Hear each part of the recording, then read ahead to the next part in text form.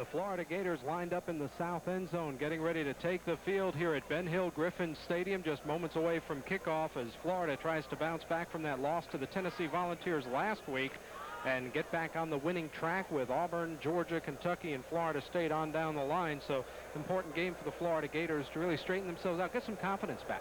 And Akron, Larry, comes in here losing 3 games in a row, and certainly the Gators are 3 to 4 touchdown favorites today. Akron's a Division I program for only the 3rd year in their history. So they've got a big challenge facing them here at Florida Field today, but the Gators face the challenge of turning things around. And there you see the Florida Gators taking to the field.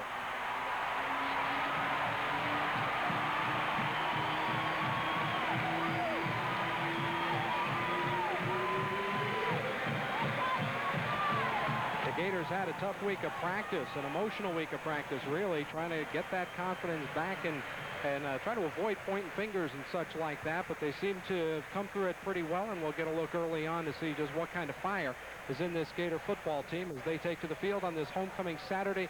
What a picture-perfect day. This is one of those days the Chamber of Commerce goes out and takes photos. Just a slight breeze out of the southeast, shouldn't be much of a factor. A slight chance of rain, but it doesn't look that way at all. Temperature's warm, about 81 degrees, so it should be comfortable on the grass surface for both teams as they get ready to do battle on this Saturday afternoon. The Florida Gators and the Akron Zips have never played. The Zips have had a little bit of action in Southeastern Conference competition, a loss to Auburn, a loss last year to Tennessee, both very one-sided, and the Florida Gators, as history would have it, very successful in their homecoming games. We want to welcome people all throughout the nation who are watching today's Florida-Akron game on Sports Channel America. We're glad you're tuned in. We hope to have a good one for you between the Florida Gators and the Akron Zips as we look at Shane Matthews loosening up. It's homecoming Saturday in Gainesville. Let's go down to the field and talk with Steve Babbitt. Thanks, Larry. It is a homecoming here at the University of Florida, the 67th homecoming for the Gators. You know, every game here at Florida Field is a big game for the fans and for people that come into Gainesville to watch Florida football. But homecoming has a special flavor. In fact, not only for the alumni and fans, but for former players. In fact, I've been able to see a couple of former Gators. Trace Armstrong, member of the Chicago Bears, is in town watching the Gators play. So is Emmitt Smith. Emmitt has to work tomorrow. The Cowboys in Tampa to play the Tampa Bay Bucks, but Jimmy Johnson gave him the day off so he can come up here and watch us play. Hopefully, we'll be able to talk to some of those guys during the broadcast. Let's go back upstairs. Okay, Steve, Jerry Faust, the head coach of the Zips at Akron. He is trying to build a program at Akron. There you see his overall collegiate record. He spent 5 years at Notre Dame as the head coach for the Fighting Irish. And now he leads his Zips against the Florida Gators as Akron will kick off. The Gators have elected to receive as they won the toss, and Darren Alcorn will kick off. He's a 6'4" sophomore. Opponents average about 19 yards a return against Alcorn. The receivers for the Florida Gators to the top left of your screen, that is Monty Duncan, who had that good kickoff return against Tennessee last week. And at the bottom part of the screen, Harrison Houston, a pair of freshmen for the Gators. Duncan, a redshirt freshman. Harrison Houston, a true freshman. Kickoff is headed toward Harrison Houston. He takes it 4 yards deep and will not come out with it. So Alcorn with a good kickoff for Akron.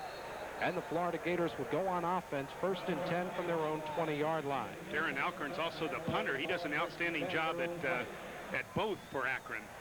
Place kicking and punting. Coaches love it if you can get a quarterback or a punter rather to do a double duty. If you can get a punter and a kicker, that's just one scholarship for 2 jobs. There you see the Gator offense. Willie McClendon back in the starting lineup at tailback, replacing Eric Rett. And we mentioned the changes in the offensive line. The middle, Dixon Ishmael and Bromley remains unchanged.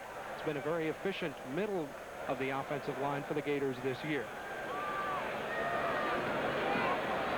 Willie McClendon on 1st down. Breaks a couple of tackles and fights his way for about 4 yards. He has been gang tackled by the Akron defense. Bruce Keys, number 10, in on the stop for Akron. The Zips defensive front, Eric Drakes is a junior college transfer, a native of Florida on that front line for Akron. They do have a handful of Floridians on the front wall. The linebacking core led by the middle linebackers, Brian Hilk and John Clark. And in the secondary, Vincent and Jackson, the corners, each with 6 interceptions. They're ball hawks. On 2nd and 5, McClendon with lots of running room. Willie gets a 1st down and barrels over an Akron tackler to the 34-yard line. Sean Vincent made the tackle, but he was hit by McClendon harder than he hit Willie, that's for sure. There you see the numbers on Shane Matthews, sophomore out of Pascagoula, Mississippi. 11 touchdowns, 7 interceptions, and just 36 yards away from reaching the 1,500 mark with this game and 4 more to go in the season for the Gators. Number 2 in the Southeastern Conference statistically, Shane Matthews is. Gators still running with double tight ends. Give it to McClendon for the 3rd time in a row, and Willie hurdles a tackler to the 37. Chris Hill, the free safety, in on the stop for Akron. One thing Coach Spurrier talked about after the end of last week's ball game was that he had probably should have played Willie McClendon more. Willie was running so well in the first half against Tennessee, probably his best game of his career, but he didn't see that much action in the second half, or at least things were out of control by the time he got back in. 2nd down and 7 for the Gators. They'll go with the fullback, Dexter McNabb, and there's nothing there. Quickly in there to fill the hole is Brian Hilk. He's a senior inside linebacker. Very good player, 128 total hits. This is just the 8th game of the season. This guy's in on everything. Outstanding senior at 235 pounds. That's a load for inside linebacker. And a pair of big ones. John Clark alongside of him runs 240 as Jerry Faust looks on at our first 3rd down situation. The ball just shy of the 38-yard line. The Gators have to get it across the 44 for a 1st down.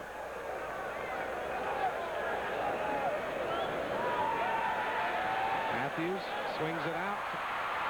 Kirkpatrick, and Kirk lunges very close to the 1st down, and the spot, I think, is going to give it to him by 1.5 feet. Ozzie Jackson made the tackle, but the senior out of Brandon, Kirkpatrick, with his 26th reception of the year. And Ozzie Jackson, another Florida native from Tallahassee Rickards High School. I think we mentioned he has 6 interceptions already this year. Will White for the Gators has 6, but so does Ozzie Jackson. And the guy on the other corner, Sean Vincent, the 3 top interceptors in the country, are in this ball game today. Florida got the 1st down by almost a yard. They mark it at the 45. And on 1st down, McClendon gets the toss. Cuts it inside the block of his tight end, Kirkpatrick, and gets into Akron territory at the 49-yard line. On that occasion, the Gators, Larry, line up with 2 tight ends. They've been a bit disappointed in their running attack, and they're trying to line up and get some momentum immediately at the line of scrimmage by bringing in 2 tight ends and trying to fire off that football, and here they go without a huddle. And you see the outfit of Coach Spurrier makes that easy for the quarterback to tell who's calling the plays on the sidelines. McClendon looks to stretch it out. Nice cut inside a block of Ernie Mills, and Willie McClendon to the 45-yard line.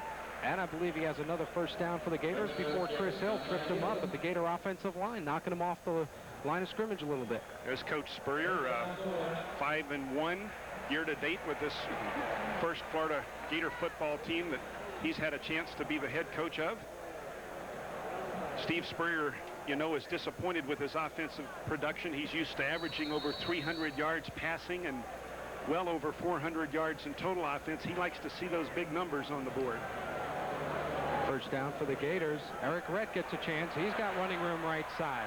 Inside the 40 and run out of bounds near the 35-yard line. Chris Hill, the free safety, ends up catching up with him along with a couple of assistant guys out of the secondary helping him out, but Tony Rowell with a good block off right tackle. Yeah, the fullback and the right tackle do a nice job. McNabb, the fullback, throws a block at the point of attack, but so did Tony Rowell, who is seeing his first action as a starter in this Gator offense. Getting outside, getting on the corner near a 1st down. Number 26, Sean Vincent, helping out on the tackle. 2nd down, less than a yard for the Gators at the 35. Dexter McNabb breaks it outside and loses ground. He did not get the 1st down, and we've got flags all over the place thrown from the secondary, where you would expect the call to be offensive holding, but we'll get the indication shortly. Larry, Eric Drake's big number 95 at defensive end did an excellent job of standing his ground at the line of scrimmage right there. That young man's from Maitland, Florida, a suburb of Orlando. Wow, they got a face mask. One of those flags was about 12 yards away from the tackle. If that official doesn't have as good an arm as he has eyes, I don't know. Now that's typical. You started blaming an offensive lineman right off the bat. That's me.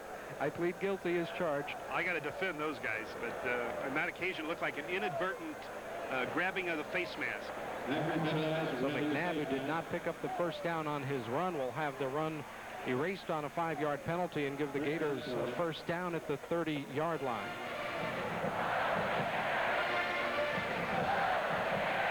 Looks like they were he was grabbing the tight end by the face mask on his blocking attempt. You can't do that. You can't grab any player by the face mask, regardless if he has the ball or not. From the 30, 1st and 10, Eric Rett a little bit tripped up as he tried to turn it inside. Nice play by Bruce Keys to disrupt what looked like a pretty good hole, and Rett stumbles forward for about 3 yards. And we have a late flag on the ground. Kirkpatrick got tied up with Eric Drakes. It didn't seem to be any extracurricular activity going on, but the late flag did come in. Well, let's see which way it's going to go. One way against Akron. Florida gets 15 for free. Larry, I was watching the tight end, Kirkpatrick, and he threw an awesome block on Drakes, the defensive end. Kirkpatrick just drove him about 5 yards off the line of scrimmage, and after the whistle, it looks like Drakes might have taken a shot at him, but dead ball, they're calling it. Personal foul. After the play, I guess they flagged Drakes for taking a shot at Kirkpatrick. So give Eric Rett a 3-yard gain, and then 14 on the penalty from the 28 down to the 14-yard line, where it's first down and goal for the Florida Gators, and the Gators with double tight ends. First and 10 rather at the 14-yard line. The Gators can get a first down. McClendon gets 5, maybe 6. There you see Mark White well downfield of the play, and that's an indication the offensive tackle did a good job. And also McNabb, the fullback has to block if the tailback is going to have any success. A very underrated player, McNabb, number 21, the fullback. Doesn't get a chance to carry the football that often, but he's a very key player in this Gator offense. There you see Dexter from Defuniak Springs. He's a true junior, has not been redshirted. 10 rushes, 1 pass in this series so far. McClendon cuts it inside, breaks it back outside, tries to run through a tackle and can't, as Ozzie Jackson held on for dear life and stopped Willie McClendon about a yard or 2 shy of the first down. As we mentioned, Ozzie Jackson coming back to the state of Florida, native of Tallahassee, Rickards High School. Here he's going to make the tackle finally on McClendon, but Willie running again strong. And an excellent block out there by Tony Rowell again, who's starting, as we mentioned, at right tackle, number 56. Gators need a yard, actually closer to 4 feet from the 5-yard line on 3rd down. McClendon has it. First and goal, Gators at the 2. Right up the gut, Florida picks up 3. That's about 12 runs, I believe, in this series, Larry. And watch how bunched up the Akron defense is to the line of scrimmage. Obviously, they have to be because they're backed up against their own goal line, but also because the Gators are having success running the football right down their throat right now. So they're bunching up near the line of scrimmage as McClendon, we see, struggling towards the goal line. Puts a lot of pressure on a defense when you can run right at them, and obviously it opens up some great passing opportunities later.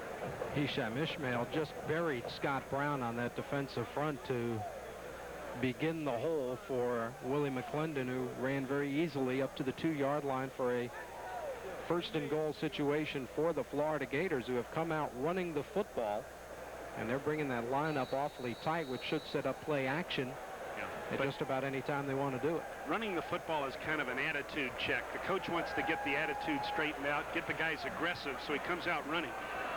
McClendon up the middle, drops the football.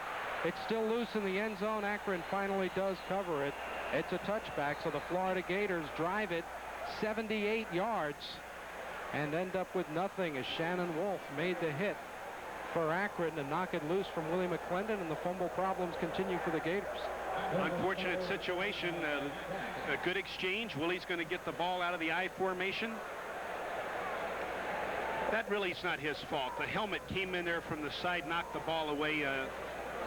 There's not a fan in this stadium that could hold on to that ball if it's hit by the helmet like that.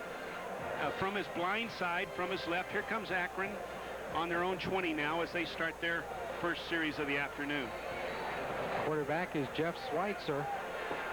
And they'll come out with 3 receivers split all over the place. Akron will run a lot of sprint out, give the Gators a lot of option as well. First carry, they go right up the middle with their tailback. That's Doug Lewis on the carry. Lewis gets about 5 yards. It'll be 2nd and 5. Schweitzer, the quarterback. Nelson and Lewis in the backfield. Williams, Jones, and Orbovich, the receivers. And there's the offensive line. Sutak, Shee, O'Connor, Jackson, and Ralston. The front 5 for Akron on 2nd and 5 from their own 25. These guys are averaging 373 yards per ball game on offense.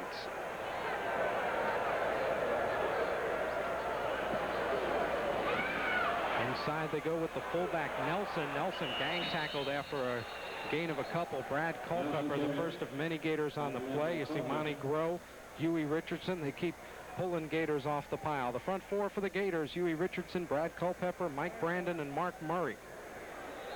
In the linebacking core, Carlton Miles starting in place of the injured Jerry Odom. And another change in the secondary, Del Spear, sophomore out of Miami Carroll City, whose brother James Spear backs up Godfrey Miles. Dell gets a start at corner, replacing Jimmy Spencer. Larry, even after the disaster in Knoxville last weekend, the Gator defense ranks number 2 in the Southeastern Conference, behind Auburn at this point in time, giving up 256 yards per game. Still a terrific defensive unit. Carlton Miles gets helped off the field for the Gators, so Edward Robinson, number 41, is in at inside linebacker along with Tim Paul. 3rd down and 3 as Florida tries to give Akron a 3-and-out series. Schweitzer fakes the delay. He's in trouble, running free, has some running room, and he's going to be hit at the 30, run out of bounds at the 32, but he's got the first down. Del Spear on the tackle for the Gators, but that running quarterback gets the first down for Akron. Well, initially the Gators had him hemmed in, but then he broke to his left, and Mark Murray just couldn't catch him, and there you see the ability of the running quarterback. Schweitzer's going to find himself hemmed in by Gators here. Now Mark Murray is going to have a shot at him right here, but he just can't react in time until Schweitzer picks up the first down and Spear finishes him off. So Akron gets a first down on its first series, and they'll move the ball here from the 32-yard line.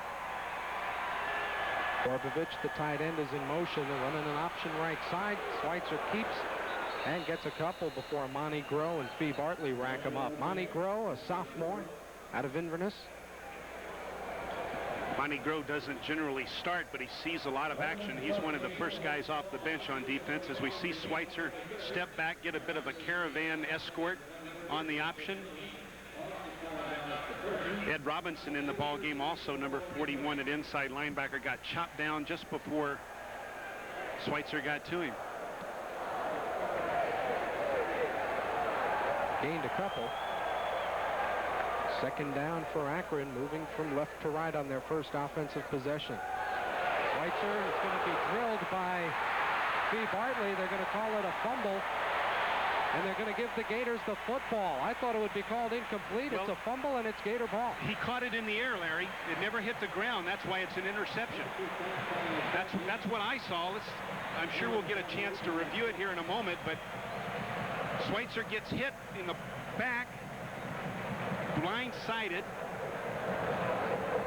To the right of your screen, Schweitzer doesn't see it coming. He's standing, he sees Huey Richardson, and there it's Fee Bartley, and the ball never hit the ground. I'll be darned. Tim Paulk picks it off as an interception.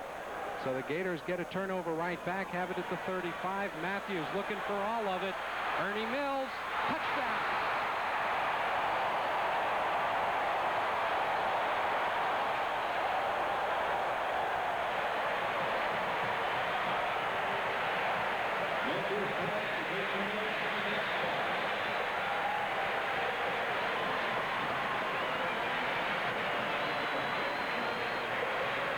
Well, we mentioned the Gator attitude was run first this afternoon, and they got Akron thinking run, and what do? They come out with a play action and sprint Ernie Mills down the sideline. He gets behind Sean Vincent, the young man who has 6 interceptions. Just a beautifully done job as Mills sprints down the sideline, and Shane Matthews hits him on the dead run. That's a dozen touchdowns for Matthews, 5 of them to Ernie Mills. Arden Krzyzewski with Johnny Nichols holding will convert the extra point. Arden is now 20 for 21 on the season. And the Florida Gators, after fumbling in the end zone on their first possession, come right back and get the one-play touchdown. Gators lead by a score. You're watching the Florida Gators on Sports.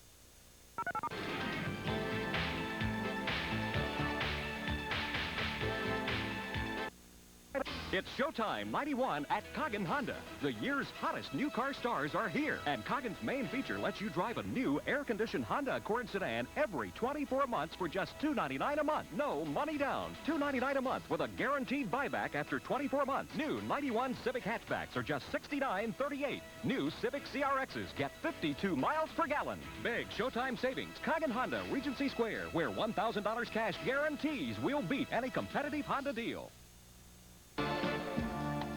1991 SEC basketball returns to Super Regional 47. WNFT's got your favorite teams from the SEC. Don't miss the hottest basketball action in town. Super Sports in 91 on Jacksonville's Super Regional WNFT.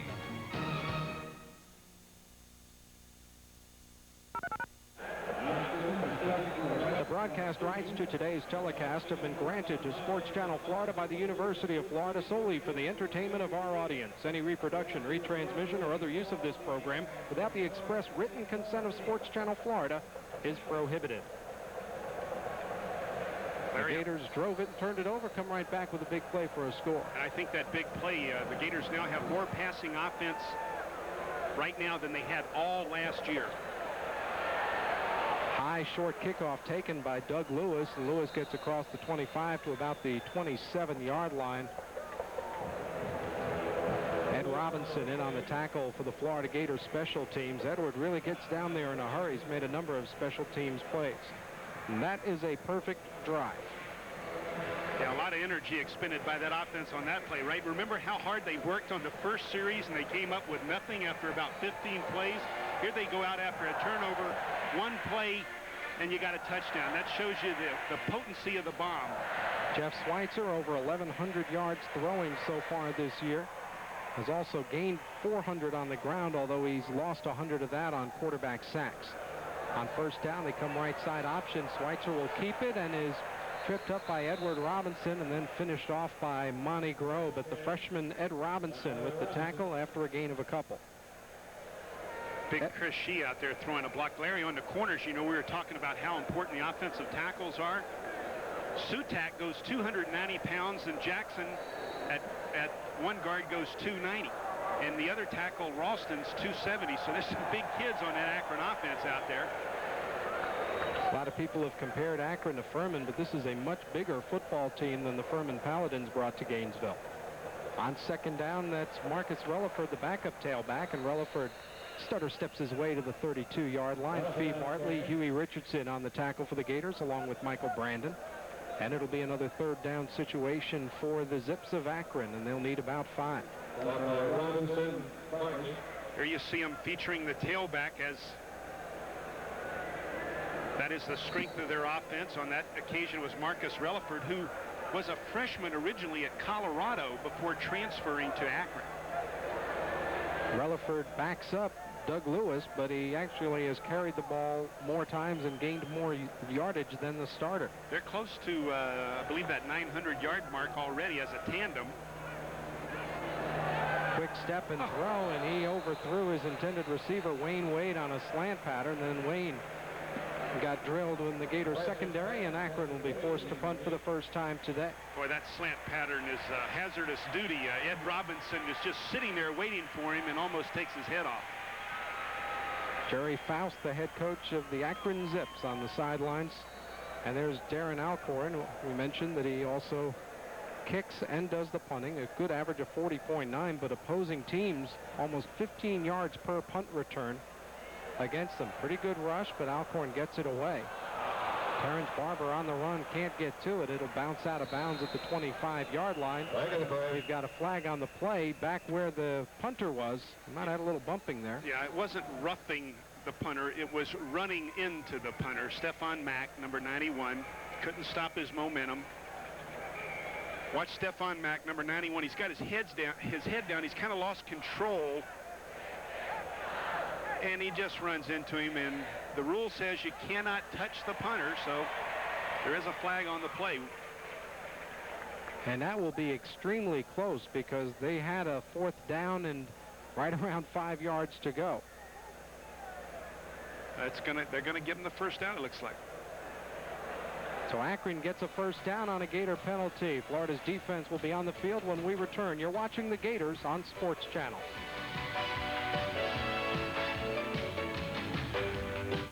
If your cable company doesn't offer you Sports Channel Florida, you're not watching Florida's most comprehensive sports network. They're going deep for Ernie Mills, and he makes the catch. Touchdown, Florida. Sports Channel has your ticket for complete coverage of the Florida Gators, Miami Hurricanes, South Florida Bulls, Jacksonville University Dolphins, and exclusive coverage of the National Hockey League. Hunter and Shelley or something picks up in the spot. Corson for the front of the net. They score!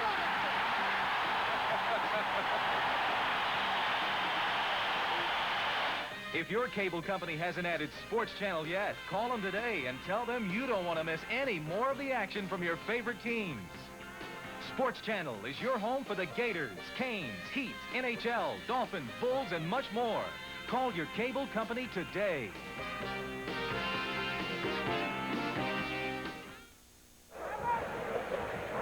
They gave him 15 for a personal foul. Akron has a first down at the Zips 47-yard line, so they have their first threat to get into Gator territory. Schweitzer on the option. Relaford gets around the corner, and Del Spear greets him at the line of scrimmage with authority. Monty Groh also helped string it out, but Del Spear with a good hit on the sidelines. And Godfrey Miles does a nice job on the corner stringing this out as we watch Schweitzer get the ball to Relaford on the pitch. There's Godfrey Miles fighting to the outside. Here comes Monty Groh, the safety, and Spear, the corner, to finish off the play. Second down and 10 for the Zips.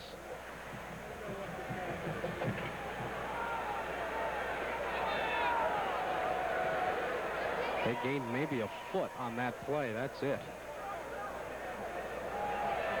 Schweitzer rolling under pressure, throws it out there, and it's incomplete. He had an open receiver, but as being rushed, he threw it too quickly, and it was incomplete. Let's go down to the field to Steve Babbitt.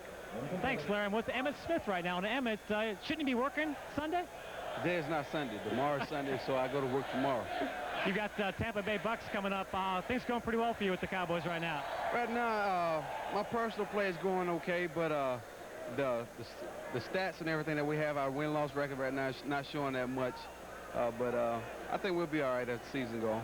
It's good to see back former players come back for homecoming. I know it's a special place for you to come back to Florida. Oh, yeah. It's nice to come back here and watch guys that you play ball with play and just have a nice time, be around the environment of being in college and so forth. It's just nice to come by.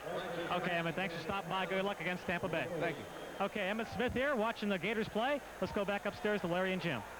Okay, thank you, Steve, and it is always good to see the Gators come back, even if they've only been gone a very short period of time. Good pass rush from Huey Richardson and Mark Murray forces Schweitzer into an incompletion, and as a result, it's 4th down. And for the second time, Darren Alcorn will punt, although his first punt did not count because of the roughing the kicker penalty.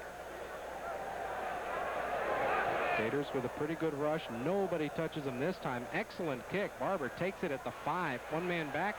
He gets rid of that guy, but now there's a host of Zips there, runs through a tackle and gets to the 17-yard line. Nice 12-yard return by Terrence Barber. Gators start at their own 17. You're watching the Fightin' Gators on...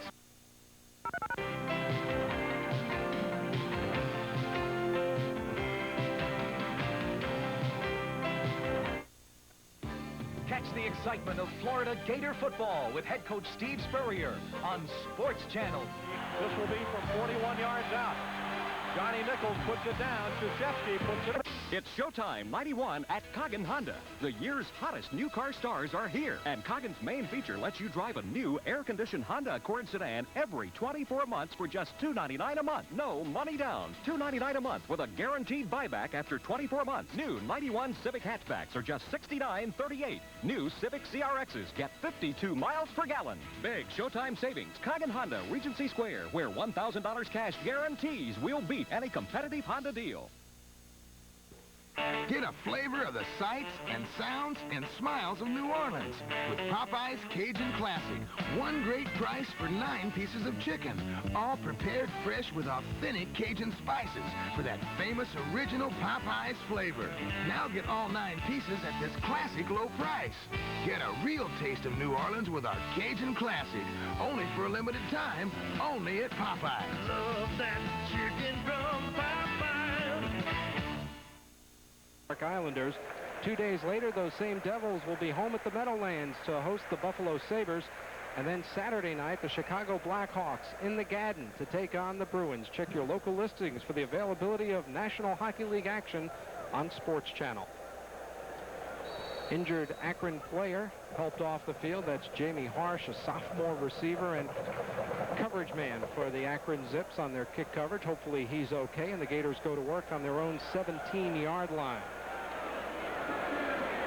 Gators' last play was a 35-yard touchdown pass. Matthews again looks deep. Now he's flushed out of the pocket and will run out of bounds very close to the original line of scrimmage as Scott Brown, a defensive end, put on the pressure for Akron. You know, one thing I noticed is that Shane Matthews is having a tough time picking up alternate receivers. If his primary receiver is not there, he kind of gets some nervous feet and takes off running. And I know Coach Spurrier would rather him go to his alternate receivers, the number 2 and 3 choice on the route. But on that occasion, evidently he felt the coverage was there on all of them, so he took off. Lost about 2 feet. They'll call it 2nd down and 10. Florida trying to get something going from deep in their own end. Matthews again, plenty of protection, lost it out for Kirkpatrick. He's got it at the 40, out of bounds at the 46-yard line. Kirkpatrick again gets behind the defense. Ozzie Jackson drags him down after a big gain for the Gators. Well, this is the same play that Kirkpatrick dropped in the end zone at Tennessee last week. He had outside position on Ozzie Jackson right there. In this occasion, he catches it on the full run, but an excellent play called with the defense that they were facing. Kirkpatrick had a chance to work the corner and get open immediately. He has a great knack for picking up first downs as well. Both of his catches today have resulted in first downs. McClendon on the draw, open room left side. Willie into Akron territory, goes down at the 44. We'll have a flag thrown on the play as McClendon picked up about 10 yards on the left side of the Gator offense as Terry Mays was in on the tackle for Akron. But it's all going to come back for an offensive hold downfield against the Gators. Possibly the wide receiver, Ernie Mills. We think we saw him flagged on this occasion. That's a 10-yard gain and a 10-yard penalty since they mark it from the spot of the infraction, so it'll be 1st and 10 all over again. Let's see if we can pick up the holding. McClendon's going to cut back. Terrence Barber throwing a nice block, it looks like, right there. But there was holding somewhere down the field. Ernie Mills was trying to wall off Brian Hill to the inside, and may have been on Ernie. Looked like a great block by Terrence. If that's holding, he's in trouble. Screen left side. McClendon has some blocking. A great peel back block by Kirkpatrick as McClendon is sprung free inside the 40-yard line. But Kirkpatrick threw as good a block as you'll ever see on a screen pass. Absolutely right. Initially, it's the guard Ishmael and the center Dixon out on the screen. Mark White will let his man in, as he should, the tackle. Then you dump it over his head. There you see Ishmael. And look at Kirkpatrick. Oh, my goodness. Tight ends love those screen passes so they can peel back on somebody that doesn't see him coming. Watch this crushing hit right here. Boom. Brian Hilt says, I got him, I got him. I got it. What day is it now? First down for the Gators. Ball is at the 37-yard line. Matthews checks off, and the time runs down on the clock. It'll cost the Gators 5 yards.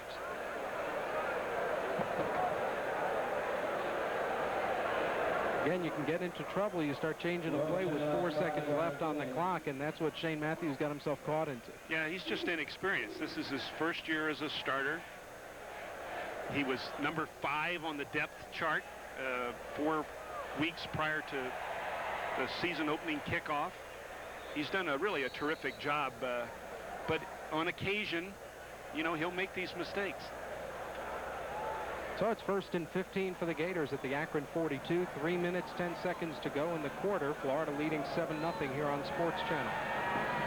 Matthews looked deep. No one there is going to run with it, and Shane will get about the 5 yards back, maybe 1 or 2 extras before he is dragged down by the shoelaces by Terry Mays, who dove and just got his hand on Shane's feet. Once again, young Matthews having trouble picking up his 2nd or 3rd choice after his primary receivers are covered, but he is getting excellent protection here. Now you see the antsy feet. He starts moving toward the line of scrimmage, and then when he realizes what he's done, he just takes off and runs. He needs just to stand there like a statue and keep looking. That's what coach wants him to do. Got about 7 yards on the scramble. Now he goes deep down the middle for Kirkpatrick, and Kirk can't hold on at the 5-yard line. Good coverage by the strong safety, Sean Donaldson, but Kirkpatrick had it on his hands. It was good coverage, but it would have taken great coverage to prevent that reception. That would have been Kirkpatrick's all-time best reception if he could have hung on to that one. Just off his fingertips. He's making the, oh, he just can't quite get it. Donaldson might have tipped it as he tried to bring it into his body. There you see the senior from Brandon. Boy, would have he had a lot of receptions in a 4-year career in this offense. Florida hasn't missed on 3rd down yet. This is their longest 3rd down opportunity. Matthews looking right side. He's got an open receiver. Eric Redd at the 25. Eric inside the 20, and he'll be wrestled out of bounds by Donaldson along with Shannon Wolf, but the Florida Gators get another 3rd down conversion as Shane Matthews hits the freshman running back from Hollywood. Prior to the Tennessee game, the Gators were number 1 in the conference in 3rd down conversions. After that ball game, they dropped to number 3, but Coach Spurrier and his offense doing an excellent job converting those 3rd downs to 1st downs. And this time, it's young Eric Rett, the outstanding tailback, who is featured as the receiver in the flat. Eric is becoming a very good receiver. Well, you have to be in Coach Spurrier's offense. He counts on those backs to run and catch. This time he'll run, and he gets about 6 yards down to the 10-yard line. Lost his helmet, I believe, too. Hung on to the football, but lost his hat. Which, if they're done hitting you, is the better trade. But if they're still taking shots at you, I think I'd want the beanie on myself. I don't know. If you got to go face Coach Spurrier on the sideline, I'd probably still rather hang on to the ball. Oh, look at that. That was Ozzie Jackson on the hit. Eric with 17 yards, closing in on the 500-yard mark. He has less than 30 to go to reach that number. 2nd down and 4 from the 10. Matthews, tight end, wide open. Touchdown. Kirkpatrick ran right past the defense, and no one looked at him. They blew the coverage. Shannon Wolf, number 12, the strong safety. Ozzie Jackson, number 22. He split the seam between them.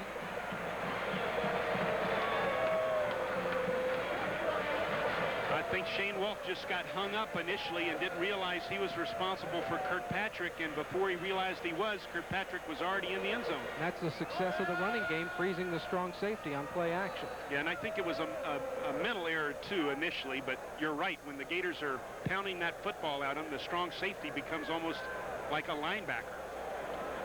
Arden Krzyzewski with the conversion attempt for the Florida Gators. And he hooks it inside that pole.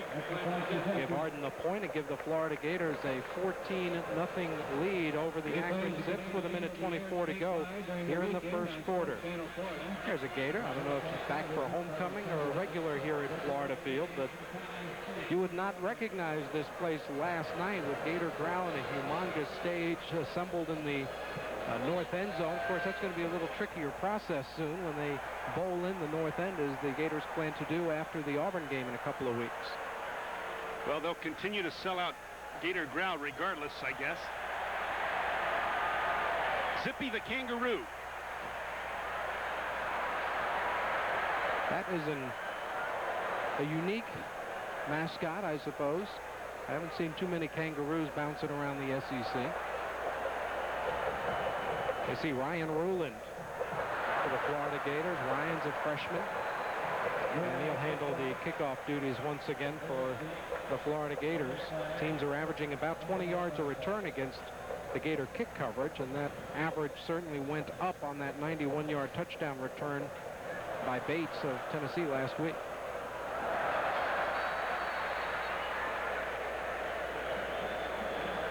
Gators up 14-0. We've got a minute 24 left in the first quarter. And Doug Lewis takes it. He's across the 20, trying to get to the outside. Monty Duncan doesn't want to let him get there, and there's Jimmy Spencer to rough him out of bounds at the 34. Let's go down to the field with Steve Babbitt. There's obviously been a big question about where's number 2 on the Gator defense, Will White, and Will White has not dressed. He is not on the sideline, and I don't think he's injured. There's no official word, though. We've checked with sports information at the University of Florida, and to be quite honest, they're not sure exactly what happened. So I guess we're going to have to wait till after the game and hear from Coach Spurrier what happened. But Will White has not dressed for this game against Akron. Let's go back upstairs. Will, with the 6 interceptions, having a great year.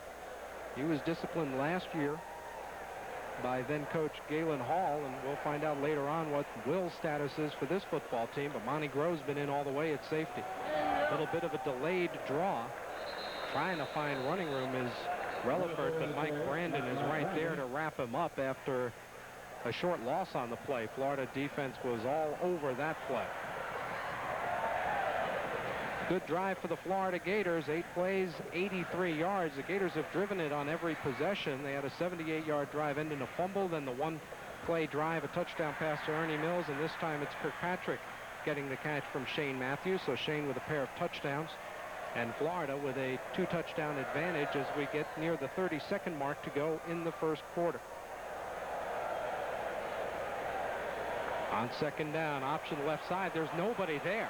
Schweitzer across the 45 has a first down at around the 49-yard line, but nobody was there for the Gators on the outside. Godfrey Miles, the Gator back, gets caught up inside on the option to the short side of the field. He just went for the fake handoff to the fullback, and there was a blitz as well. Monty Grove finally comes over to make the tackle. Del Spear, you see they're coming in late. Less than 20 seconds, clock running. This should be the final play of the first quarter, as Akron tries to cross midfield for the first time. First down at their own 49-yard line. Schweitzer thinking about throwing. Now he doubles back the other way. He gets outside Murray. Del Spear will run him out of bounds right at the midfield mark. So Schweitzer scrambles for a yard on the final play of the first quarter. And Akron will just turn it around and head the other way when we return. The Gators by 14. You're watching Florida football on Sports Channel.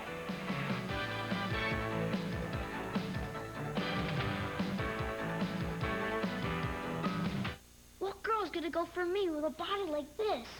Hang in there, Tom. I'm you 2 years from now, because you're drinking milk and working out. Well, I'm not changing so far. But milk's at work inside you. Oh, yeah? And tomorrow the difference can show. All that protein for muscle and calcium for bones. But I'm still a skinny bench warmer. Hey, if the sight of yourself at 18 doesn't convince you, Tom, listen to your senior year girlfriend. Hi, Tom. I'm waiting. Milk. It does a body good.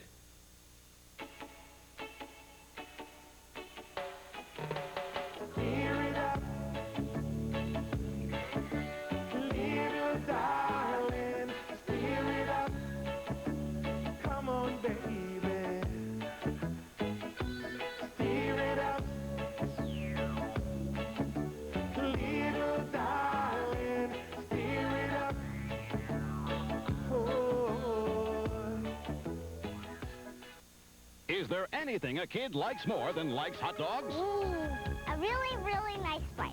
CD cassette player. Cash. 10,000 bucks. Well, guess what you can win when you get specially marked packages of Likes Meats and play the Fold and Win game. $10,000. I could live on that. 4,000 thousands of other great prizes. Lots of loot is up for grabs, but better get some likes, hot dogs, bologna, or cold cuts soon. When it's likes, it's gone. Jeff Schweitzer, a running quarterback for the Akron Zips. They have had success throwing the ball this year, but they have not had any success throwing the ball so far today against the Gators. Schweitzer 0 for 4 with an interception. 2nd down and 9 from midfield. Chris Sutak moves prematurely. The big offensive tackle, we were saying 6'7", 290 pounds. Just backed up on his heels for a second there. You can get your own zip code at that size.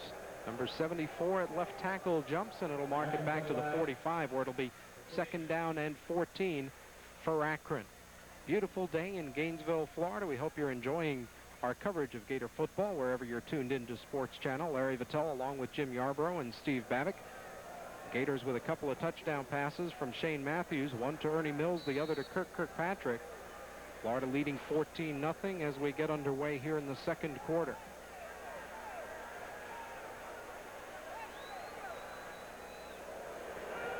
Schweitzer puts his tight end in motion. Draw play to Lewis, and Doug Lewis does not get back to the original line of scrimmage as Brad Culpepper read the draw beautifully and wrapped him up for a 2-yard loss. You know, Akron was on the verge of getting into Florida territory for the first time in this ball game, but that penalty on the offsides cost them the 5 yards, backed them up inside their own 45-yard line. But so far in this ball game, they've yet to get across midfield. And they'll try again on this 3rd and long. They have to get down to the Florida 41-yard line. And for the first time, we will see Schweitzer operate out of the shotgun with 2 receivers wide to the right, 2 split out to the left. The Gators coming on a blitz. Falk doesn't get there, and the pass is completed to Joe Little, but he is short of a 1st down. Akron does cross the midfield stripe, but they're still 6 or 7 yards shy of a 1st down as Schweitzer had to get rid of it in a hurry. And Darren Alcorn and the punt team will come on to the field for the Akron Zips, and they'll kick it back to the Gators. Joe Little is a small guy, Larry. He's only 5'9", 155. He's half-brother, understand, of Harrison Slaughter, who plays with the Cleveland Browns, wide receiver. Alcorn with the kick. Barber's going to let it hit. It hits at the 17 and bounces out of bounds. And they will mark it at the 13-yard line. So for the 2nd time today, the Gators will start inside their own 20 as Shane Matthews gets instructions from Gator head coach Steve Spurrier, whose offense has not yet been stopped in this ball game, although they did stop themselves with that early fumble in the end zone.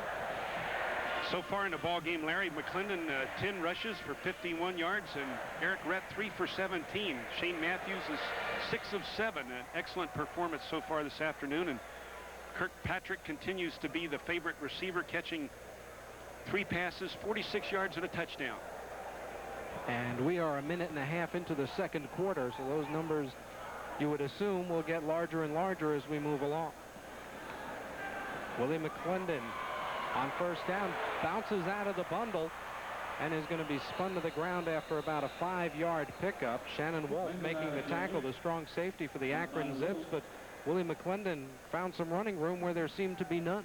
Well, the play broke down initially. There was no place to go. Akron does a nice job of stuffing things at the point of attack. Willie tries to bounce outside, but Shannon Wolf does a terrific job of catching up with the speedy tailback and wrestling him to the ground. Wolf, 185-pound junior. Excellent job on that play, shutting down McClendon's attempt to get outside. Gators split 4 receivers out. The blitz is on. Matthews gets away from it, still running around. He finds Barber, and Terrence makes a catch at the 26-yard line to give the Gators a 1st down. Evidently, Chris Bromley is supposed to pull out on that passing play and look to the outside, but he doesn't get out in time. He gets caught at the line of scrimmage. You see him make a diving effort there, but by that time, Matthews is flushed out of the pocket and is forced to throw the ball on the run. Evidently, that ball bounced, huh? No, they say he caught it. Did he? Put it at the 26, give the Gators a 1st down. Shane Matthews now 7 out of 8. That's a nice pass on the run right there. Matthews fakes the draw play, looking downfield. Nobody's open. Drifting out to the right, he'll be hit as he releases. Tried to flip it to McClendon. It'll be incomplete. Terry Mays, the left defensive end or outside linebacker, call him what you will, puts the pressure on for Akron. And we've got an injured player down around the 20-yard line for the Zips. That's Paul Mays, 6'5", 270 senior. He's a backup offensive tackle, or defensive tackle, rather. He's really shaken up on this one. He's stunned at the least. Now, hopefully he'll be okay. We're going to sneak on out of here. Florida Gators leading the Akron Zips by 2 touchdowns. You're watching Gator football on Sports.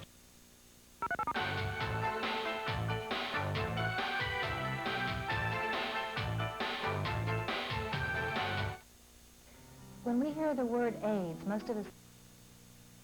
It's showtime 91 at Coggin Honda. The year's hottest new car stars are here. And Coggin's main feature lets you drive a new air-conditioned Honda Accord sedan every 24 months for just $299 a month. No money down. $299 a month with a guaranteed buyback after 24 months. New 91 Civic hatchbacks are just $69.38. New Civic CRXs get 52 miles per gallon. Big showtime savings. Coggin Honda, Regency Square, where $1,000 cash guarantees we'll beat any competitive Honda deal. Introducing JIA 2000, Jacksonville's new airport, built with no tax dollars. More space, more service, easy access for departures, for arrivals, 6 baggage carousels, more parking, exciting new restaurants. JIA 2000, where the first coast takes off. Mays, number 98, the only Akron native on this football team for the Akron Zips. And he will be helped off the field. Senior defensive end will be out of there, and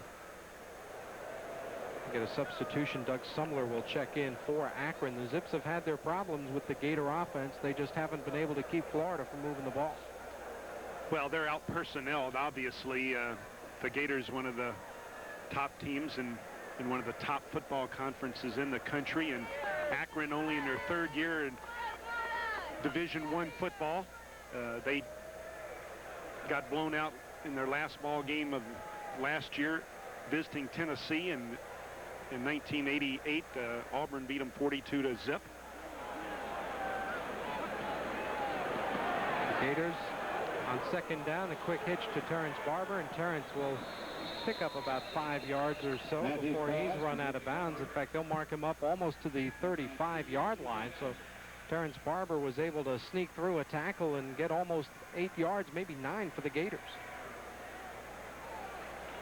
Once again, the protection breaks down a little bit, and Matthews is forced to get rid of the football a little bit before he wanted to. Tony Rowell having problems there on that occasion. You're not going to keep him out every time, but you certainly fight to make that happen. But Barber continues to have excellent results as a receiver for the Gators. 3rd down and 1. Dexter McNabb picks up the 1st down and plenty to spare as he runs it all the way to the 44-yard line. Tony Rowell on the block there, doing a nice job on the run block. Little pitch to the weak side. You got your tailback in front of you. You see Bromley pulling, number 52. There's a nice, he peels back, and there's Rowell on his block. I see where he went out of bounds. Yeah. See where the ball spotted? At the 45-yard line. Very friendly location for the Florida Gators as they have a 1st down. Picked up about 4 yards on it. Throw to Terrence Barber coming back into the coverage, and that's going to be a complete pass for a loss of 6. And Terrence looking like Jim Marshall on that play. Yeah, I thought you were going to say that was going to be a complete disaster. It was a completed pass, but he was optimistic here. Oh, my goodness. He starts running. Good thing he was tackled when he was. He saw those big white jerseys of those 260-pound guys in the interior, and he said, no. There's Trey Everett checking in for the Gators, a sophomore out of Washington, D.C. That was not how that play is drawn up. Messes up your yards per attempt for Shane Matthews. A complete pass for a loss of 7. He hits Willie McClendon Willie gets a lot of it back and gets into Akron territory at the Zips 47-yard line. Bruce Keys in on the tackle for Akron, but Florida with a good gain sets themselves up 3rd and 2.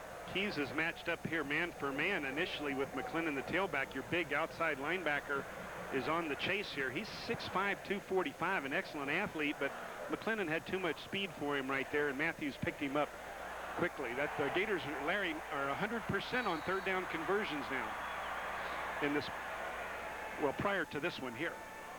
We'll see if they can keep it going with a 3rd down. They need to get just to the 45-yard line for a 1st down. And McClendon spins out of a tackle, and he may have gotten the 1st down all by himself with a great effort. He was hit quickly, spun out of the tackle, and lunged for the 1st down, it appears. Yeah, I think Doug Sumler, number 66, had the big hit initially. Yeah, it is Sumler. He just can't wrap him up. He hits him high, and one of the talents of an outstanding running back is the ability to keep those legs churning. And if you don't get wrapped up, just keep churning those legs, and that's what he does, and spins loose of the tackle, picks up an extra 2 or 3, and more importantly, the 1st down. Ball at the 44-yard line for the Gators. Matthews looking for his tight end, Kirkpatrick. He's got Kirk inside the 25 to the 21-yard line. Kirkpatrick would still be running, Larry, if he hadn't have stumbled on his break towards the flag. He is one-on-one against Ozzie Jackson on this occasion.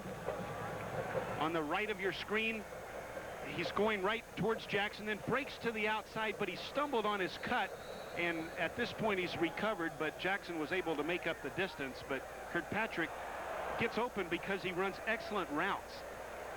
Kirk having an excellent game, as is Shane Matthews. Gators 1st down at the 21-yard line of Akron.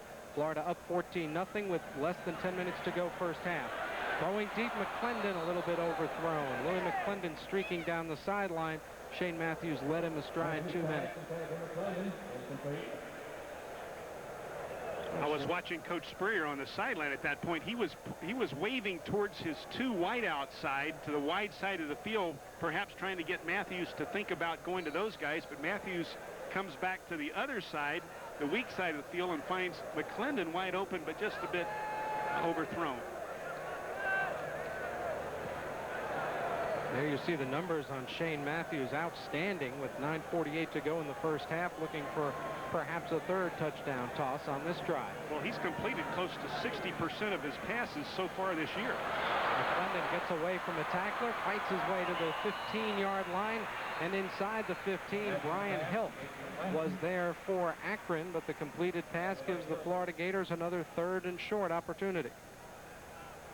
Well, the Gator offense continues to try and cross up the Zips on defense by running draws and screens. Here's the screen. You see McClendon hesitate at the line of scrimmage. Isam Ismail, number 77, gets out there a little bit prematurely, but throws a block nonetheless. McClendon cuts back to the green.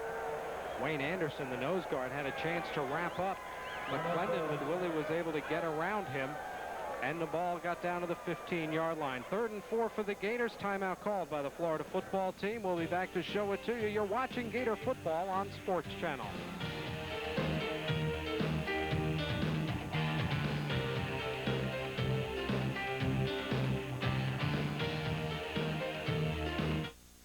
Sharing comes naturally to brothers. It's part of their family bond. That bond can save a life, and University of Florida physicians at Shands Hospital are proving it. Besides heart, bone, and cornea transplants, we perform kidney transplants for adults and children. A family member can donate a healthy kidney, which we transplant to the patient. And that means kids like these can return to what's really important, enjoying life. Consult your local physician or call Shands Hospital at 1-800-535-0373. What girl's gonna go for me with a body like this? Hang in there, Tom. I'm you 2 years from now, because you're drinking milk and working out. Well, I'm not changing so far. But milk's at work inside you. Oh, yeah? And tomorrow the difference can show. All that protein for muscle and calcium for bones. But I'm still a skinny bench warmer. Hey, if the sight of yourself at 18 doesn't convince you, Tom, listen to your senior year girlfriend. Hi, Tom. I'm waiting. Milk. It does a body good. There's young Brian Hilk, who's playing an outstanding ball game this afternoon. And look at these numbers last week. You think he was around the football? 25 tackles against the middies from Navy. That's it, the middies and the Zips. Now that was a good one. That was a good one. 3rd and 4 for the Gators. Matthews swings it out, and it's dropped by Ernie Mills. Ernie takes quite a shot, and that'll be 15. He is drilled by Ozzie Jackson long after dropping the ball. They're going to call an unnecessary roughness against Jackson, and that'll be a gift first down for the Gators. Maybe it was Vincent. I think it was Sean Vincent, Larry, but I don't know about this call. It was unintentional. Let's see what they do with this thing. If it's going to be... Yeah, they're... You know, he really is... He's moving. He tries to put on the brakes a little bit here. And no, he doesn't. Never mind. He's guilty. That's Sean Vincent. I was trying to defend him there for a second, but then what he did is he released out of that coil. He was coiled up, and then like a snake, he popped Ernie Mills right there. I thought he was trying to put the brakes on, but the brakes did not work. And it's an automatic first down for the Gators. 1st and goal at the 7-yard line, and that's a break for Florida because that would have been the... And in fact, that was the first unsuccessful 3rd down for the Gators because it was a penalty after the play. Jerry Faust not happy with the decision of the official on the call as his team trails by 14, and he's looking at Florida knocking on his door once again. 1st and goal from the 7. I think the thing that might have disappointed him, too, was it was a mental error. It wasn't a physical error, a mental error. Matthews looking to throw deep in the corner. Barber's there. It's deflected off the hands of Kirkpatrick, and Terrence caught it at the 1. If Kirk hadn't touched it, that would have been intercepted by Ozzie Jackson. Instead, it deflected over Jackson into Barber's hands. Yeah, Ozzie Jackson would have had his 7th interception of the year and a 99-yard touchdown, perhaps. Watch this. It's a throwback to the tight end. Oh. First of all, Kirkpatrick would have made the catch if it had been a little lower, but as he tipped it up, Jackson almost picked the thing off, and it would have been a 99-yarder, but as it is, Terrence Barber makes the reception. Just a normal reception on a Saturday afternoon for your wide receiver, Barber. How do you draw that one up? 2nd and goal at the 2. Matthews fakes the draw. He's in trouble. Looking for someone. He's going to have to get rid of it. Throws it deep in the end zone. Overthrows his intended receiver. Really trying just to throw it away. Greg Keller was there but didn't have much of a chance. It'll bring up 3rd and goal at the 2. Well, that was much better than taking that loss. I was afraid Matthews might continue to run and get tackled for a significant loss, but instead he wisely throws it away. Actually gave Keller a chance to catch that ball. Greg Keller's a good young tight end, Larry. I'm sure you've seen him play a lot. You live here in Gainesville, seen his progress. Greg out of New Orleans went to Jesuit High School, the same high school that produced Will Clark of the San Francisco Giants. 6'4", played a little bit as a freshman last year. Only freshman a letter for the Gators. Quick toss, Eric Rett. Eric Rett scores. Florida leads by 3 touchdowns as the offensive line bowled them over on the right side. And they had McClendon and Rett in the backfield at the same time. Eric Rett gets airborne, and you can't stop him once he becomes a missile. Remember Tony Thompson last week in Tennessee? We'll probably never forget him, but anyway, he got airborne on a number of occasions like this, and very difficult to stop a talented running back once he gets airborne near that goal line. So Eric Rett has run for a touchdown. For Eric Rett, his first rushing touchdown. He had caught a touchdown pass. That is first on the ground. The Gators drive for their 3rd score. Arden knuckleballs it over the goalpost. That wasn't pretty, but it will count. And the Florida Gators, with 8:03 to go in the first half, now lead by 21. You're watching Gator football on Sports Channel.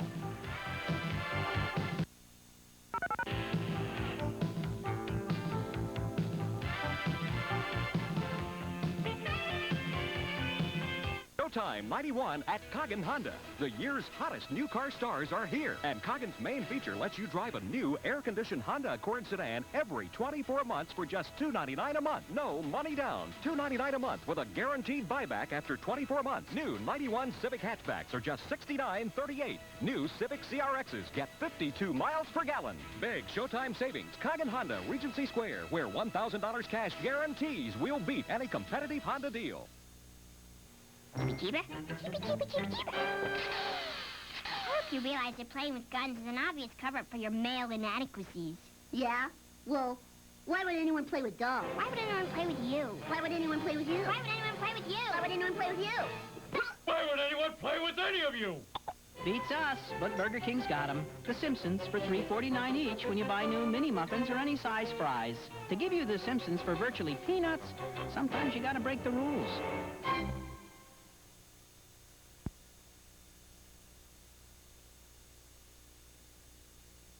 Sports Channel Wednesday at 8 o'clock. It'll be a volleyball match between the Lady Gators and North Carolina. And Thursday at 6:30, Gator Hotline live with Mick Hubert and Coach Steve Spurrier. Your chance to call in and talk live with the Gator head coach. Check your local listings for the availability of Sports Channel and these programs in your area. Ryan Ruland kicks off for the Gators.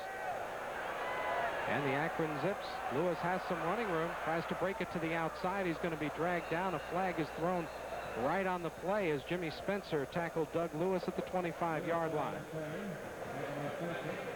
Doug Lewis, who alternates as a starting tailback for the Zips, almost bounced outside into a gigantic hole right there, but unfortunately one of his teammates was holding, and they're backed up again in their own territory. Let's see if we can pick up the holding. Doug Lewis, outstanding tailback, breaks back against the grain, and there was holding on the play.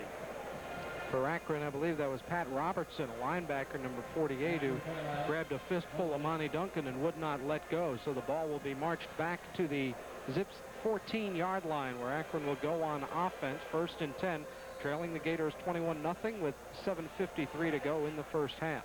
And only 42 yards in total offense at this point in the ball game. Schweitzer rolling right side, sets up and goes deep down the right side. He overthrows his intended target. That was Harold Robinson, a reserve wide receiver, into the game for Akron. Let's go down to the field to Steve Babbitt. With the injury to Jerry Odom, Carlson Miles, Timmy Polk, and Ed Robinson were going to split time at that inside linebacker position, but now we're down to 2. Carlton Miles injured it back. Apparently an old injury. Heard it last week at Tennessee, so Carlton Miles, it looks like, will be out the rest of the afternoon. So Timmy Polk and Ed Robinson will get the majority of time at inside linebacker. Okay, Steve, not only the majority of the time, virtually all of it, as long as this game is competitive. Brent Ellis, a 50-year senior out of Hilliard, the only other inside linebacker on the roster with any playing experience at all. And Eddie Robinson is a freshman here at the University of Florida. Little swing pass. The Gators defensed it beautifully. Great open field tackle by James Spear back at the 3-yard line. James Spear, who alternates with Godfrey Miles at that Gator back position. You got to be a terrific athlete to play that position in defensive coordinator Jim Bates' defense. This is a throwback here. Schweitzer tries to attract attention towards his right, then throw back, but Spear had nothing. Did not bite for it, and also Mark Murray on the tackle. What is it with completed passes for losses in this ball game? The Gators hit a pass for -7. That was a loss of 11 on the completed pass. It'll bring up 3rd down and a bundle from out of the end zone. Quick draw play. Relaford barely gets out of the end zone as he is wrapped up by Brad Culpepper. And the umpire has flagged someone on the interior possibly for holding. You know, if you're holding in the end zone, that's a safety. Obviously, that's not the call here, but if an offensive lineman is detected holding in the end zone, that's a safety. But on this occasion, it must have been near that 1 or 2 yard line, near the line of scrimmage. There was not a lot of room in between for a lineman to get away with it. Huey Richardson also in on the tackle there. And there was a gain of about a foot. That's it. And punting from their own 3-yard line will be the Akron Zips and Darren Alcorn. He's kicked the ball well. His first kick was a 48-yarder, and then he came back with one that just went 35 and bounced out of bounds. He might be the best punter the Gators have faced this year with his stats. Big rush. They don't get him. They did knock him down, however. We'll see if it's running into or roughing. It's a lot more like roughing than was the last one, which we thought would be 5 and was 15. Alcorn is down in the end zone, but the Florida Gators did definitely hit him and hit him quite hard. He's holding on to his left knee, and Akron is going to get the penalty charged against the Florida Gators as Alcorn will get medical attention. Oh, that's a shame. Well, your punter, when he plants that left leg to swing the right leg to kick the ball, is so vulnerable, and the Gators are coming with an all-out block attempt. See, his left leg is planted. It's going to plant right there, and he gets hit by Spear, I believe. James Spear, at the moment he planted his left foot. So that left knee really took a beating. Maybe it's simply a sprain. We'll hope that's all there is to it, but he really took a horrible shot right there. And for a little bit in James Spear's defense, Chris Owens, the blocker that was on James Spear, was really tangled up with him, and James didn't seem to have any opportunity to see what was going on or to get untangled from Owens as they all went crashing into Alcorn. Well, the last thing on the mind of any defender is to hurt the punter. They're going for that football. They want to knock that football down, and that's what they're concentrating on. But they hit Alcorn in their attempt to block the ball. And because he had just planted his foot, it made the injury appear more severe. Alcorn going out somewhat under his own power. Perhaps that's a good sign. We certainly hope so. The Florida Gators made it 21-0 on an excellent drive. 15 plays, 87 yards. Took 5.5 minutes off the clock, and Eric Redd, his first rushing touchdown as a Florida Gator, his second overall. And that's a happy moment for Eric Redd. The Florida Gator defense, they got to go back to work. Automatic first down, even though it was 4th and about 22. The major penalty is an automatic first down, so Akron has 1st and 10. The ball on the 17-yard line. Schweitzer rolling left, has a little bit of running room, but only 3 or 4 yards before he's tackled by Timmy Paulk for the Florida Gators. Ed Robinson also there. Excuse me, Larry. Mark Murray, number 54, did a great job of fighting off the block of big Chris Sutak. Number 74, the offensive left tackle, was matched up with Murray there. As you're looking at Murray, the starting right end on that Gator defense, he was fighting to the outside to prevent Schweitzer from getting outside, forced him inside where his Gator teammates made the tackle. 6 minutes to go in the first half. The Gators by 21 over the Akron Zips. Akron has a 2nd down and 6 from the 22-yard line. Schweitzer with time, batted down. Culpepper couldn't make the catch. Brad knocked it down, tried to make the interception, couldn't do it. It'll be 3rd down. What's so impressive here is his reaction.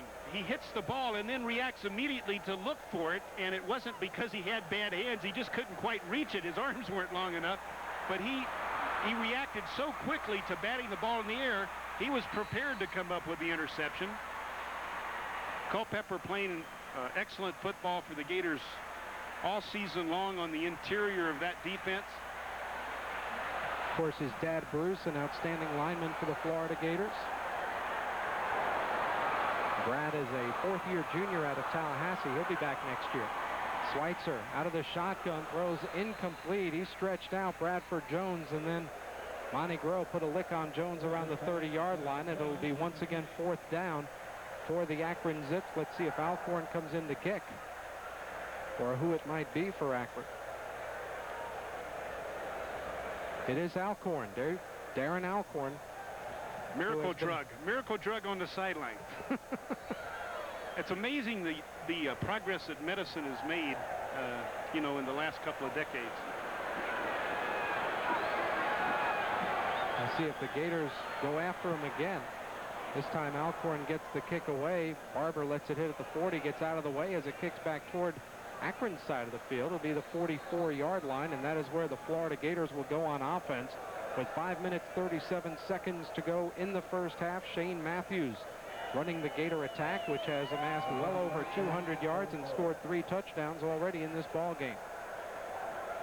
Larry, you were talking about Brad Culpepper a few minutes ago and his dad, Bruce. Bruce was not only a player for the Florida Gators, he was the captain of the team and also president of the student body while he was here at school. So that's a Gator family through and through. I believe Bruce's dad also is a Florida Gator.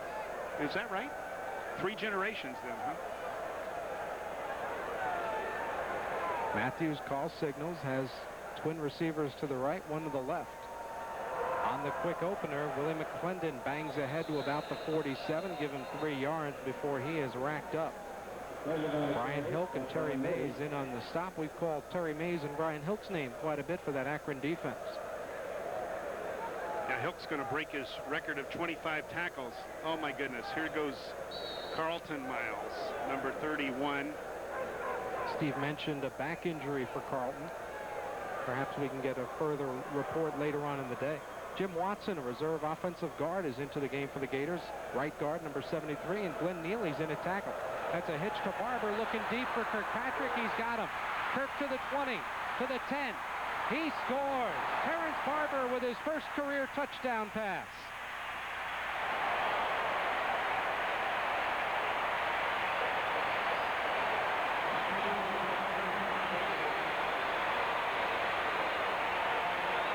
What's so impressive on this play is that Terrence Barber just lays the football up so Kirkpatrick can simply run under it.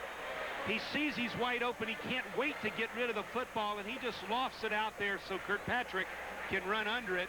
And Kirkpatrick has 4.6 speed, which is tremendous speed for a tight end. And Florida will look for their 4th extra point as Arden Krzyzewski has not missed on the day.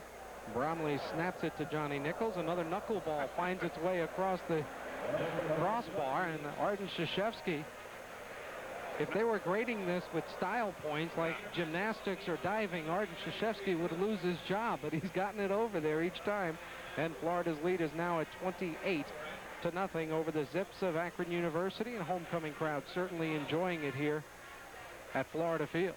That was Kirkpatrick's 5th reception of the afternoon and his 2nd touchdown of the afternoon. And a pair of seniors, Terrence Barber on the throw, Kirkpatrick on the catch. And that's something that the defensive scouts for Auburn, Georgia, Kentucky, and Florida State will now have to worry about. And perhaps that's why Steve Spurrier wanted to show that to them in this game rather than save it. Well, last week we saw a tight end throw the ball. So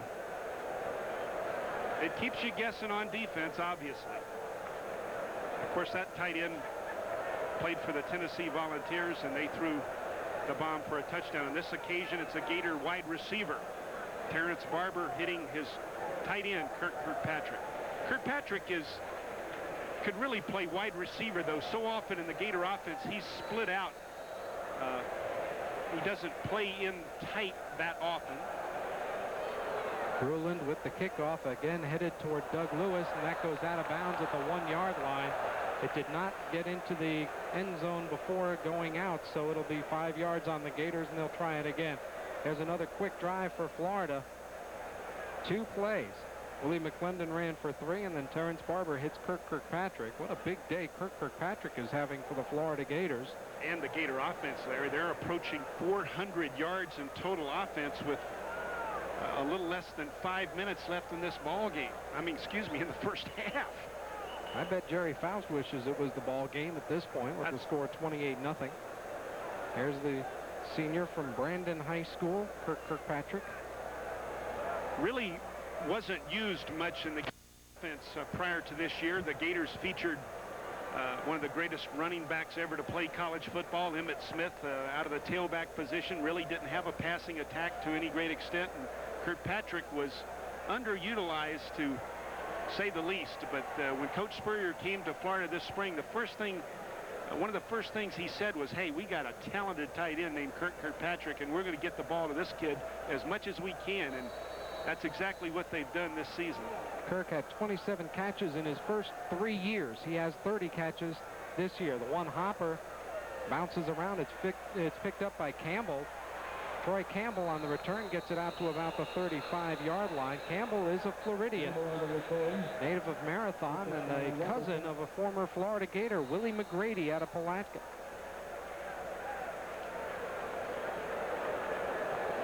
Well, on this occasion, Akron is going to be outside their 30-yard line, but they've yet to get into Gator territory, yet to get across that 50-yard line, and looks like they've got another injured player on the field. Is it Jason Haley? Jason Haley, a backup defensive lineman or linebacker, has played both positions for the Akron Zips. No relation to the Gators' own Jason Haley, who was Florida's punter early in the season, but they'll check out the right leg of Jason Haley, and the Zips players perhaps reflecting the fact that they've simply been out-personneled or outmanned a lot in this ball game. They've had a lot of guys needing help getting off the field and such.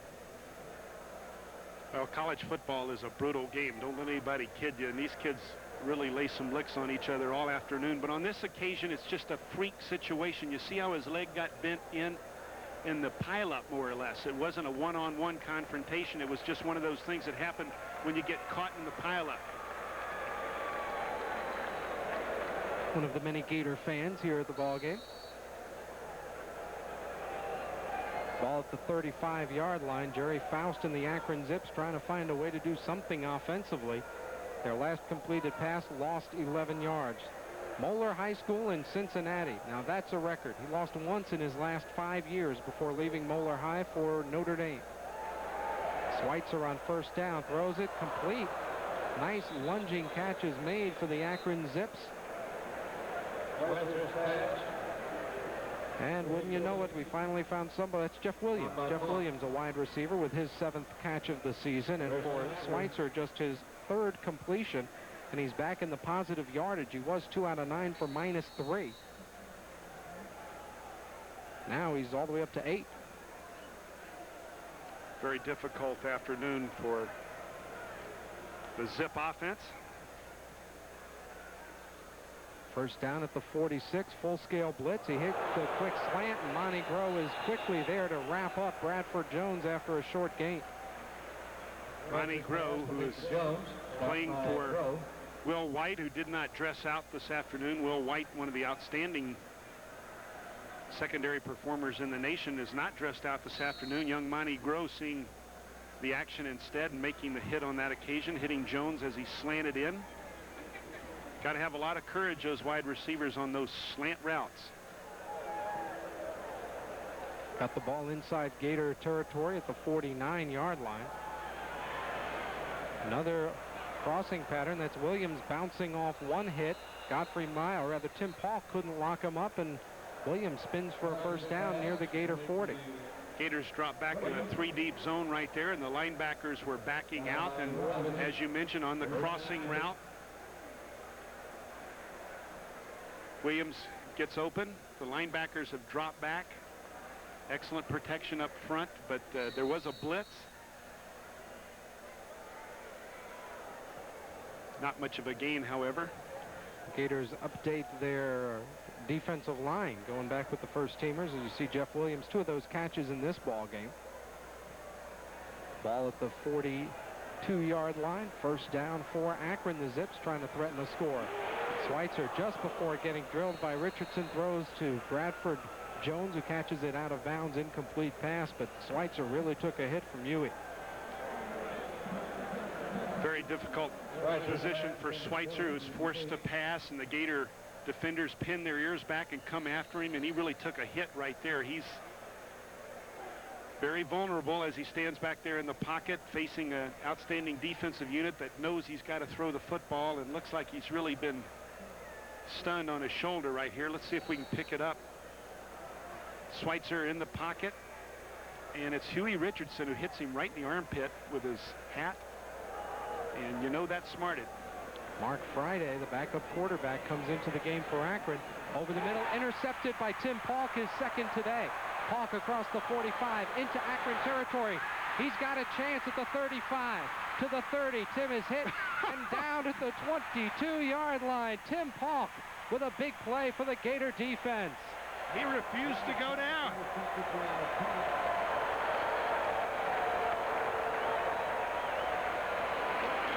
It's amazing how those big, fast guys get slower and slower, though, the farther they run. Watch Paulk. He catches the ball, and he takes off like a shot. Now he's a rocket man. Now he's going to slow down and pick his way here. Now he starts to get a little bit tired. He says, oh, my gosh, I'm still on my feet. What's going to happen? Now watch Joe Little come from the back. He hits him high, and he almost knocks him into the end zone. He refuses to go down. Paulk almost did not go down right there. He almost bounced off and kept running, but he was so tired he went down.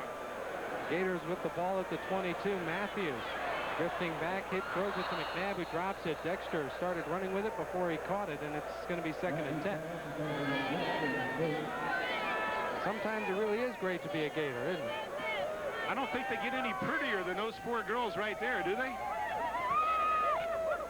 That's tough duty to be in the band, huh? That's a real tough duty. Those guys that play the trumpets and clarinets over there, they have a hell of a time on Saturday afternoon. I know Absolutely. Except for the guys with the tuba. They're the ones who really have to work. 2nd and 10 for the Gators as Steve Spurrier looks on. Florida up 28-0, 2.5 minutes to go. Deep for Kirkpatrick off the fingertip. It's Keller, and he almost had it. You know, Steve Spurrier talked to Keller earlier in the season, Larry, about a touchdown opportunity he had, I believe, against Oklahoma State, where he had to stretch out and almost came up with a catch. On that occasion, it was the same situation. He just couldn't quite get his arms out there enough to catch that ball. But Keller is seeing some action right now as they're giving Kirkpatrick a bit of a break. And there you see, also in the game, Glenn Neely at right tackle, number 70, and Jim Watson at right guard, number 73. Watson, a redshirt freshman. Gator coach is really high on him. Expect him to play a key role next year. Swing pass right side. Eric Redd will be gang tackled after a short pickup. Over there, Shannon Wolf along with Sean Vincent. He got about 5. It'll bring up 4th down and 5 for the Florida Gators as Arden Krzyzewski trots out onto the field to try to add to a 4-touchdown lead.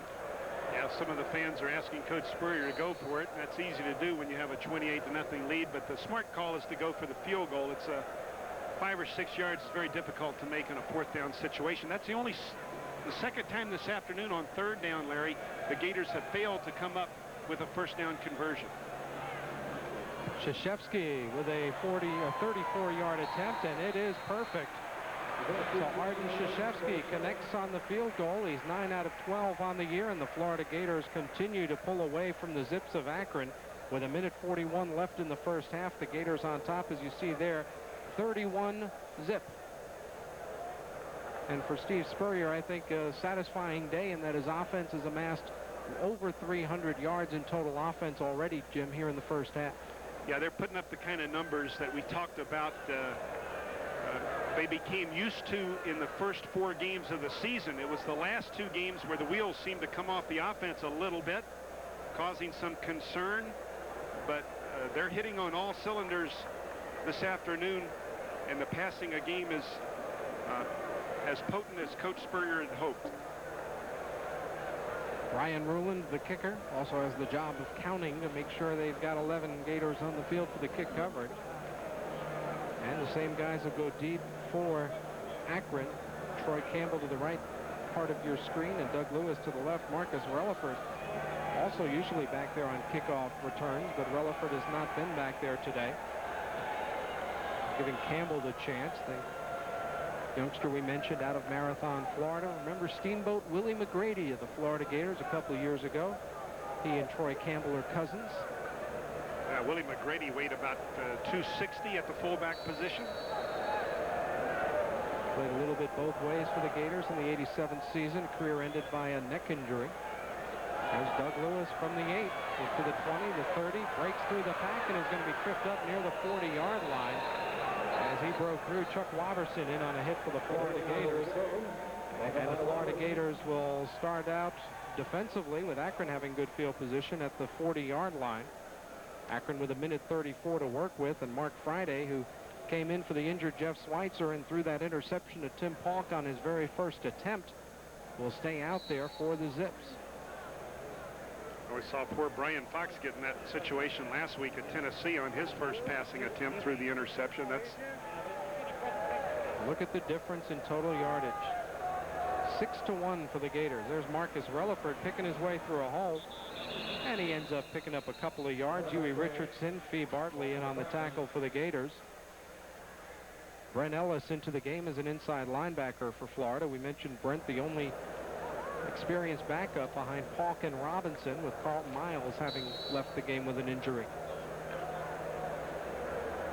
Dexter Smith also in there on the defensive front for Florida, with Murray and Gaines and Richardson, the rest of the starters in there. Friday with time hits the quick pass to Bradford Jones, very close to a first down, just inside Gator territory. And we'll see if they'll give him the first down or perhaps even measure for it as we get down to 46 seconds left to play in the first half.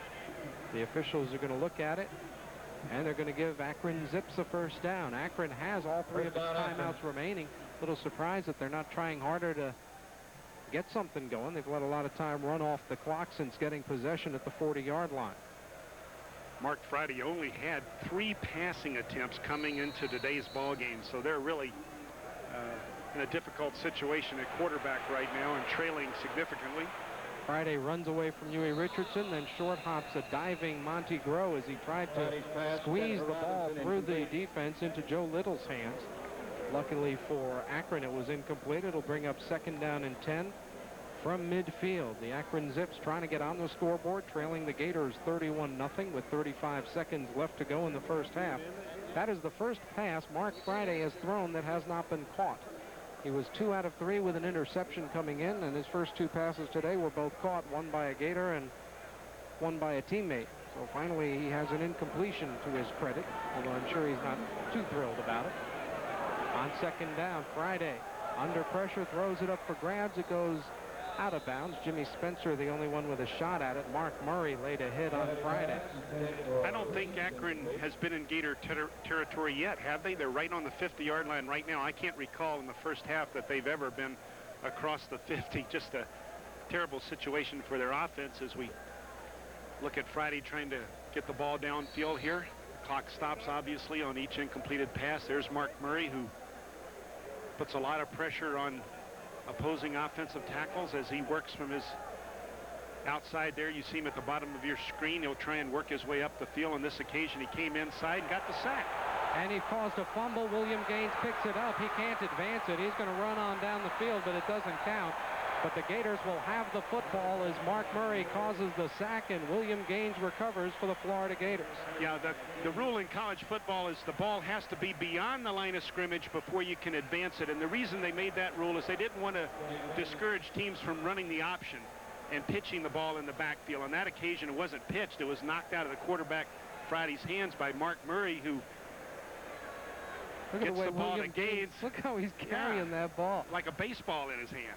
Well, he's got big enough mitts. I guess he can palm it. Well, let's see what the Gators try to do. 24 seconds. They're at the 39-yard line, perhaps needing 1 first down to get in Arden Krzyzewski's range, and Florida with 2 timeouts to work with those 24 seconds. Matthews with time goes deep. He's got a man, but it's overthrown. Ernie Mills had a step on the defense, but the ball went too far, and then Ernie kind of crashed into the south end zone, but he's okay. 2nd and 10, and we've got 18 seconds left. Ozzie Jackson had a man for man, and Ernie did have the step, and he also had plenty of sideline with which to fade towards, but Matthews was just too strong with that pass. Ernie couldn't run under it. Gators would like to get it around the 25 if possible for a field goal attempt for Krzyzewski. Get it to about a 42-yard attempt if they can pick up 15. Matthews under pressure throws. It is incomplete. Trey Everett almost a great leaping catch, but he couldn't bring it down. It'll be 3rd and 10 with 12 seconds to go in the half. It looked like he had it initially on the leap, and then as he tried to tuck it away and bring it towards his body, he throws it down. He loses his grasp. He's going to jump up as the ball is laid in there beautifully. No, he never had it. He just got his hands on it, but never really controlled it at all. Trace Armstrong. Having a great year for the Chicago Bears here for homecoming. This is the NFC Central's turn to take time off.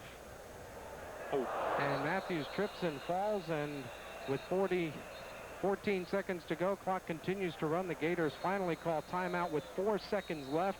It'll be 4th down from the 43, and it'll either be a 60-yard field goal or 1 shot at the end zone.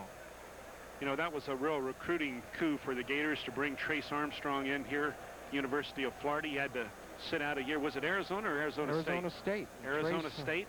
Had to sit out a year, or he could transfer to any school of his choice, and he picked the University of Florida. As we look at Jerry Odom, who's out with a sprained knee, the young redhead there.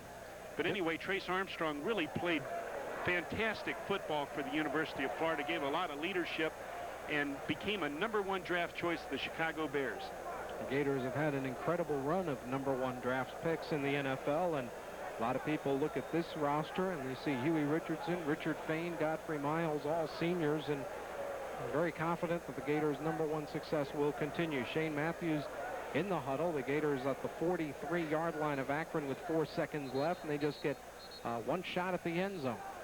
I think Huey Richardson will go in the top 10, probably top 10 players, and the jury is still out, I guess, on Thane and Godfrey Miles, but they're tremendous athletes and will go high in the draft regardless. Gators with 3 wide receivers to the right. Matthew, plenty of room, throws it long, jump ball, and it is going to be intercepted. Coming away with it is Sean Vincent. Vincent to the 25. This is reminiscent of the end of the first half of the Tennessee game, as Vincent returns the interception about 40 yards, but way shy of Gator territory, and that is the end of the first half of this homecoming football game at the University of Florida. The Gators are dominating the Akron Zips. Back with our halftime show after this timeout. You're watching Florida Gator football on Sports Channel.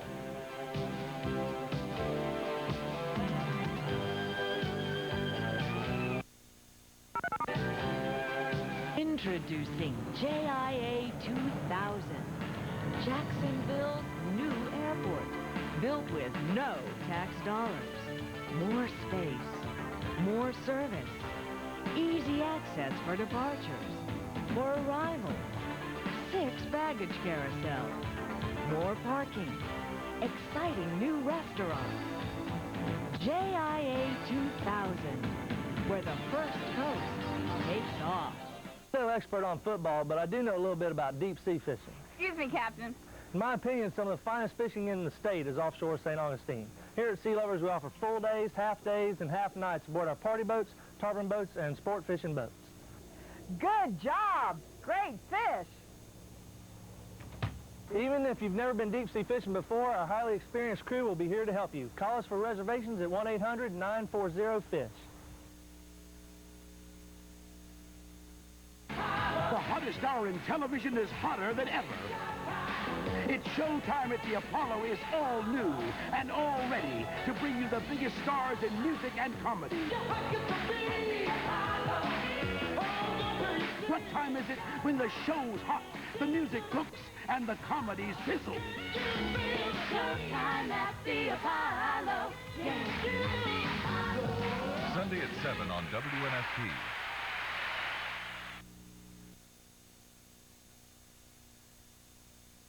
At 11:30 p.m. on Sports Channel. Century Tower at the University of Florida on a beautiful October afternoon in Gainesville. The Gators dominating the Akron Zips for a homecoming crowd of 70,000 plus. 31-0, the Gators leading here at intermission. And now let's see what's the latest news from the University of Florida's Institute of Food and Agricultural Sciences. Here's a look at some other activities at the University of Florida. It's easy to see why thousands of tourists flock to Sanibel Island each year.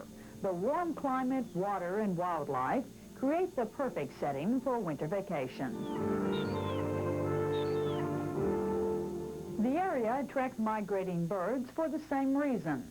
The Ding-Darling National Wildlife Refuge on the island provides the birds relief from the harsh weather up north. Now it seems the migrating birds need relief from tourists as well. But you can't. Concern about the effects of tourism on the wildlife prompted a study by the University of Florida's Institute of Food and Agricultural Sciences. Researchers documented what refuge managers had suspected for some time.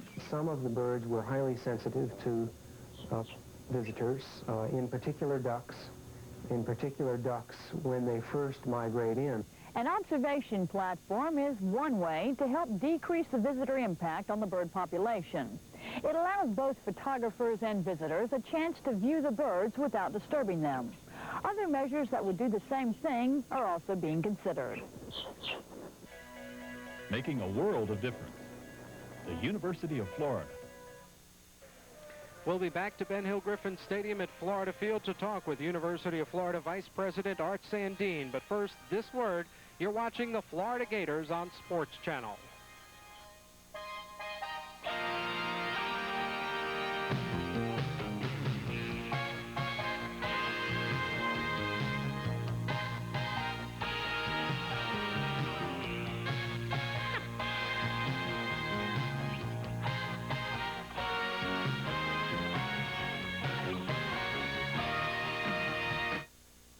right, here we go, here we go. Fluids. Minerals. Energy. In the heat of the game, nothing puts it back like Gatorade.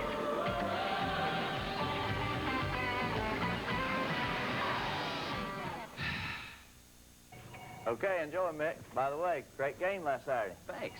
You know, people think being voice of the Gators is easy, but they don't realize it takes a lot of hard work. And just like the coaches, you've got to review those game tapes. There's a lot at stake. Inside the 25, inside the 20, breaks into the clear, and we'll go all the way. Boy, that sure works up an appetite, and nothing beats a good steak, especially when you're feeding a hungry gator. He likes his really rare. Beef, real food for real people. Hey, Coach, you back for more Osmos lumber? That's right, Jimmy. I'm back for the best treated lumber money can buy. Osmos is clean and straight, plus I get a 40-year guarantee on every piece. What you building with all this lumber? We're building some new bleachers for our Gator fans, because the Gators are coming back. Isn't that right, big fella? Good gracious. Look, if it doesn't say Osmos on the tag from Great Southern Wood, believe me, you don't want it. Saturday at the University of Florida, a beautiful autumn afternoon, a warm autumn afternoon, of course, and the Florida Gators hosting the Akron Zips. Joining us at halftime is Dr. Art Sandine, the Vice President of Student Affairs at the University of Florida. And Art, homecoming is a great tradition at the University of Florida, and it's a student-dominated tradition. Tell us about what the students do to make this great weekend for the alumni. Well, it's a wonderful time. It's our big time of the year, the big weekend of the year. There are more than 750 students involved in putting on some 18 different events. The big one, of course, was last night, Gator Growl, but there are lots of other activities as well. This is billed as the largest student-produced homecoming in the country, and I think that's really true. How do you think the students benefit from the involvement in putting on such a big event as homecoming? Well, they worked for several months on this project and the various programs of homecoming, and they learned to work with each other. They learned to meet deadlines. They learned to understand what hard work is all about, and they also learned to love their university, and that's something that has been a great benefit to us for many years. Art, early in the season, of course, we had the tragedies here in Gainesville. That very much involved you and your staff in working with students and counseling students. How can you gauge right now what the atmosphere is like on campus? Well, there's been a large number of very, very good people who have responded positively to this, including our student leaders on this campus. Right now, I would say the mood of the campus is upbeat and positive, but also cautious. Until an arrest is made, until there is some kind of completion to this horrible situation, I think there will still be apprehension, and frankly there should be, because we need to continue to warn our students and our faculty, staff, and community members that this matter is still not yet solved. And on campus, campus security still remains very forefront of everyone's mind. Yes, the police, not only on campus but in the community and the county, have done a marvelous job and continue to do that in all aspects. They are providing additional security in all areas, even at this time. Alcohol Awareness Week is coming up here at the University of Florida campus, and again, you and dealing with the students, that's an important week and an important time to get kids to concentrate on some things. Yes, we don't, of course, want to encourage anybody to drink, but since a majority of folks in our society apparently are going to continue to do that, we think that one of our responsibilities is to help students learn to consume alcohol in a responsible manner, and to also take some responsibility for their fellow students. And that's what the alcohol awareness programs are all about, sponsored primarily by a terrific student organization called Bacchus.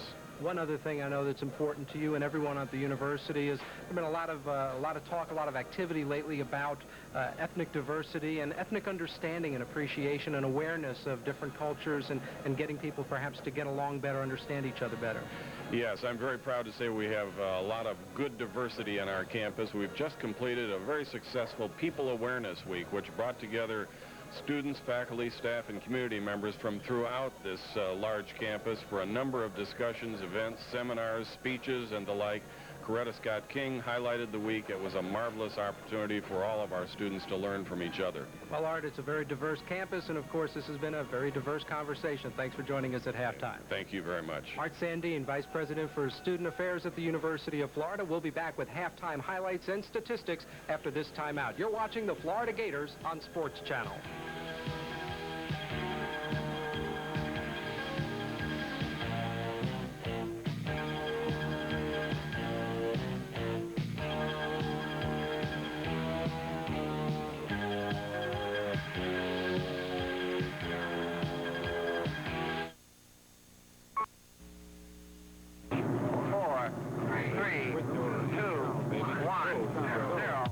Blast off with Super Regional WNFT every Monday through Friday with Jacksonville's hottest comedies.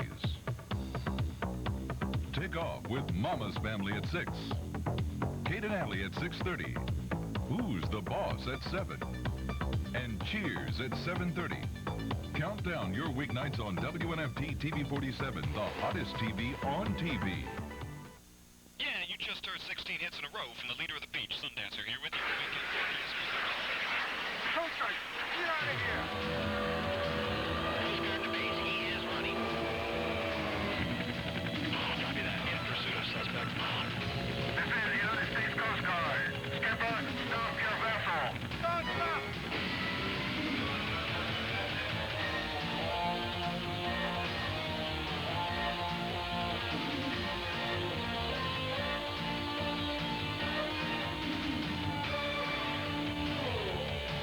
This is not a sneak preview of my next movie.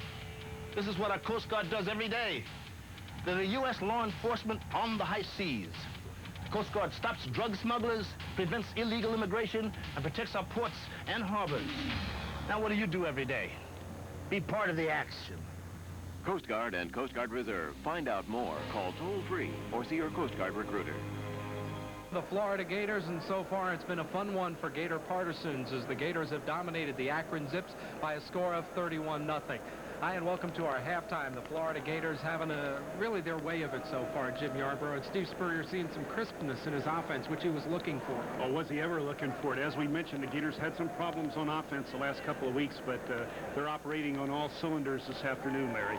The Florida Gators drove right away, didn't get a touchdown, then they got a turnover, got it right back. They did drive about 80 yards and fumbled on the 1 or 2, and then the next time they got the ball, after they set up this pass with a strong running attack, and they sneak Ernie Mills down the sideline, Shane Matthews hits him with the bomb. For Ernie Mills, his 5th touchdown of the season, and there's a very quick drive for the Gators following an Akron turnover. Tim Paulk on the interception to set up that opportunity for the Florida Gators.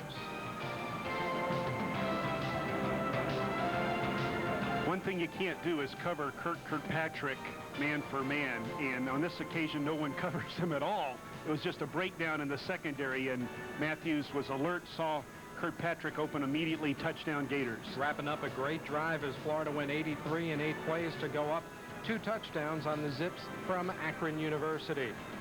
And the Gators an excellent drive, a long, grinded out type, 15 plays, 87 yards. Eric Rett, his first rushing touchdown, and that made it 21-zip. And it was time for Steve Spurrier to bring something new out of the playbook. Terrence Barber, the senior wide receiver from Auburndale, Florida, on this occasion becomes a quarterback. He gets rid of that ball as he sees Kirkpatrick all by himself. And Kirkpatrick, with 4.6 speed, sprints down the sideline. Another touchdown, his second of the afternoon. And Florida led at 28-0 after that very short drive, a 3-yard gain by Willie McClendon preceding the long bomb. Then the Gators had a short drive after an excellent interception return by Tim Paulk, setting up the field goal by Krzyzewski. Arden with 4 extra points and a field goal in the first half of the ball game, and that gets us to 31-0. Halftime stats, the Gators totally dominant. Akron not able to move the ball at all, Jim. And the Gator defense, again, outstanding, holding the Zips to only 56 yards in total offense.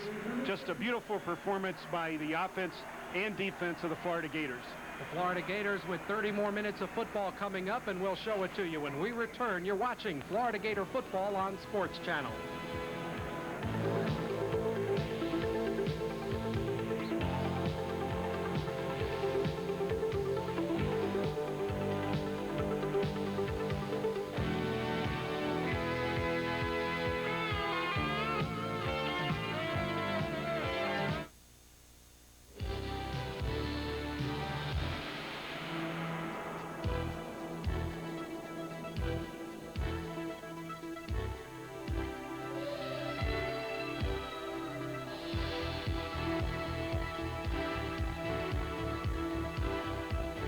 performance banking, only from First Union.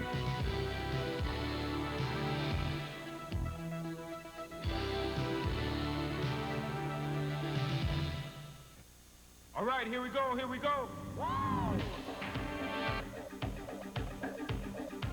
Fluids. Minerals. Energy. In the heat of the game, nothing puts it back like Gatorade.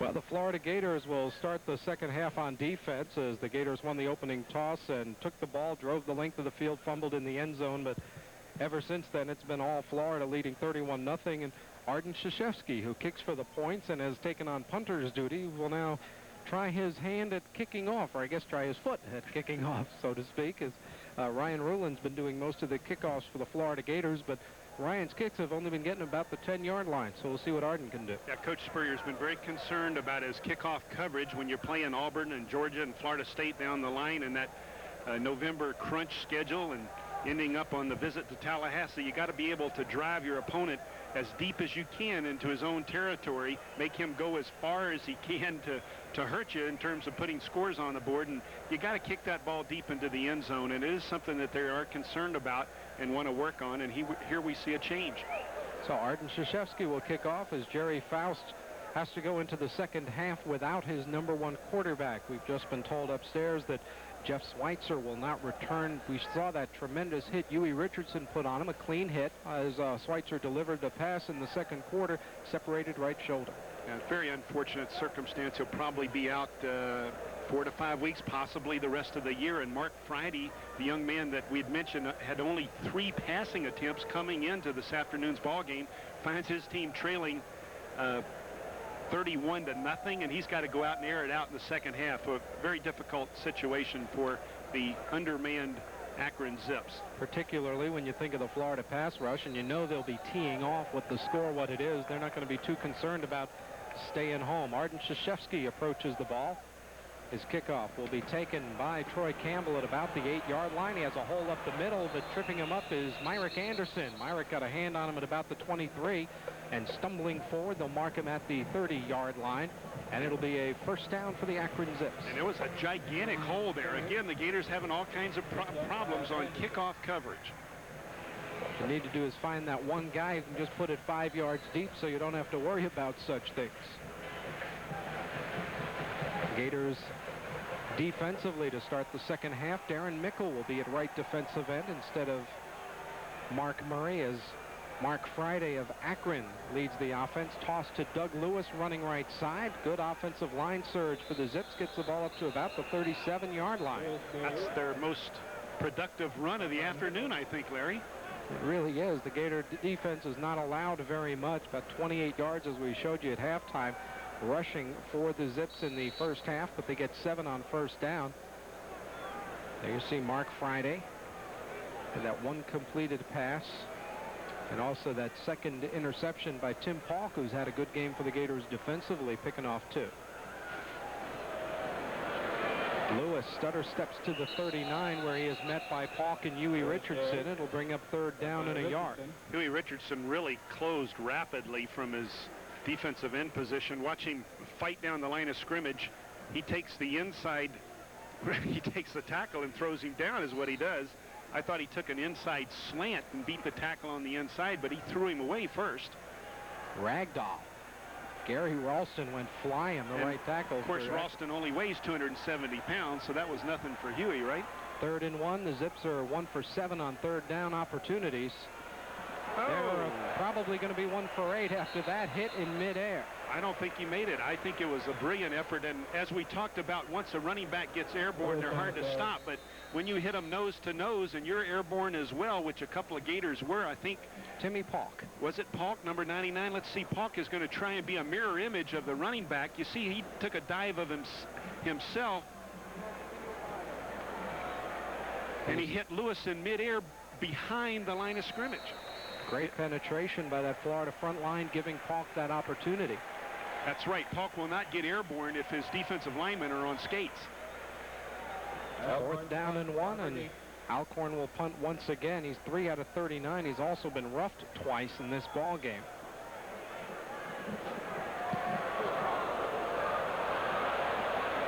Darren Mickle almost got it, but he did not. Terrence Barber on the return, and Terrence will find his way to about the 28-yard line. Pretty good kick coverage for the Akron Zips, and the Florida Gators will go on offense.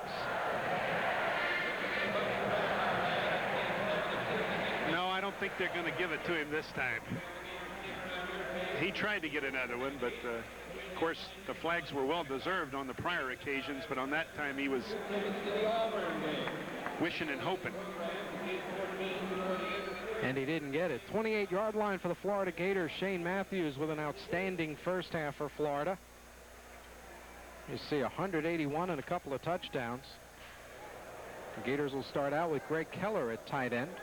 And Terrell Jackson in there at tight end. Willie McClendon trying to get outside, spins away from one man, then he's wrestled out of bounds by Brian Hilk and John Clark after a gain of about 6.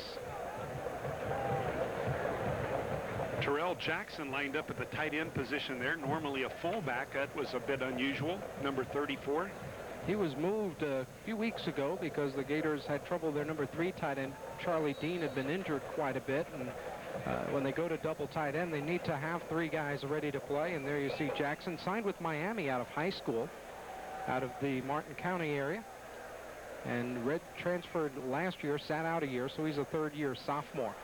Willie McClendon cuts it up the middle of the field. Willie across midfield is down at the 47-yard line. Greg Keller, a terrific block downfield, along with Chris Bromley. Absolutely. Greg Keller blocks down on the end, and Chris Bromley pulls out. Now watch Bromley pull outside the block of Keller.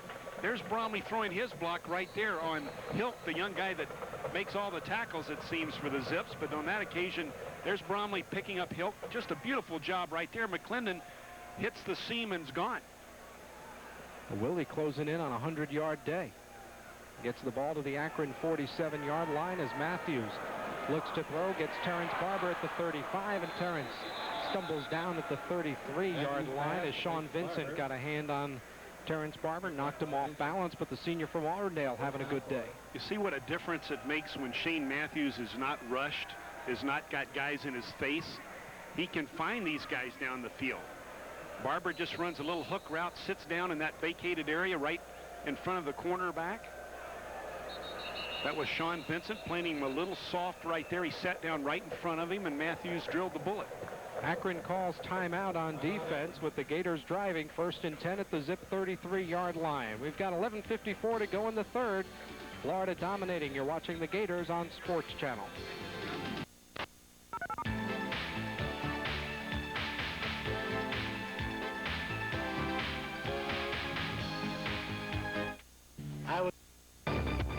Jacksonville's Gator Sports Connection is here on WNFT. Super Regional 47 brings home all of the hard-hitting action of University of Florida football, basketball, and baseball.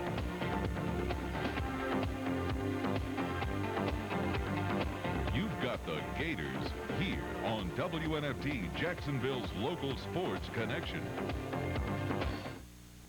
I know she was dealing drugs down there because I followed her. You leave your mother out of this. I can't, Daddy. We drank together. I learned from her. My uncle wants the money, and my mother wants to kill herself. You don't understand. She doesn't know how to be a mother. I do. You killed him in cold blood. I didn't kill him. I loved him. Get out of my face. In a difficult world, people depend on the judge. Weekdays at noon, here on WNFT.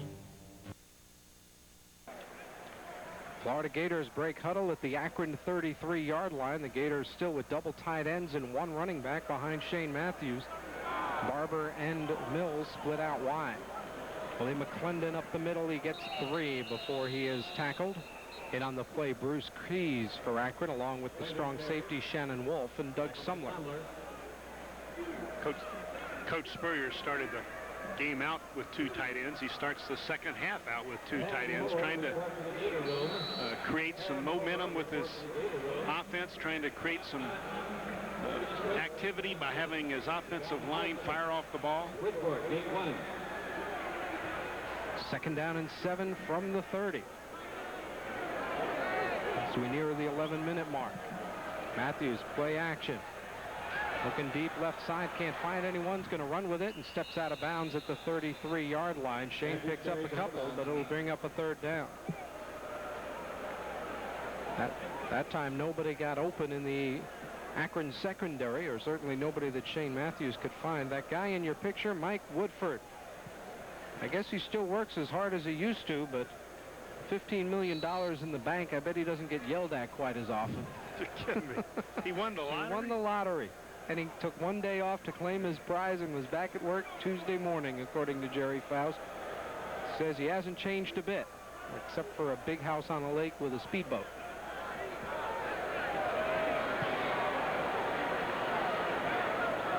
$15 million. Matthews looking deep for Barber, underthrows it, it's intercepted. Picking it off in the end zone, Ozzie Jackson from Tallahassee.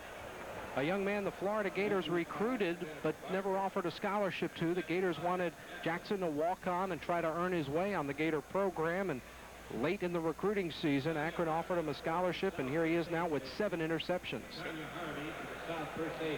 The Miami Heat will tip off their 3rd season of NBA basketball, and you can follow the Heat live here on Sports Channel.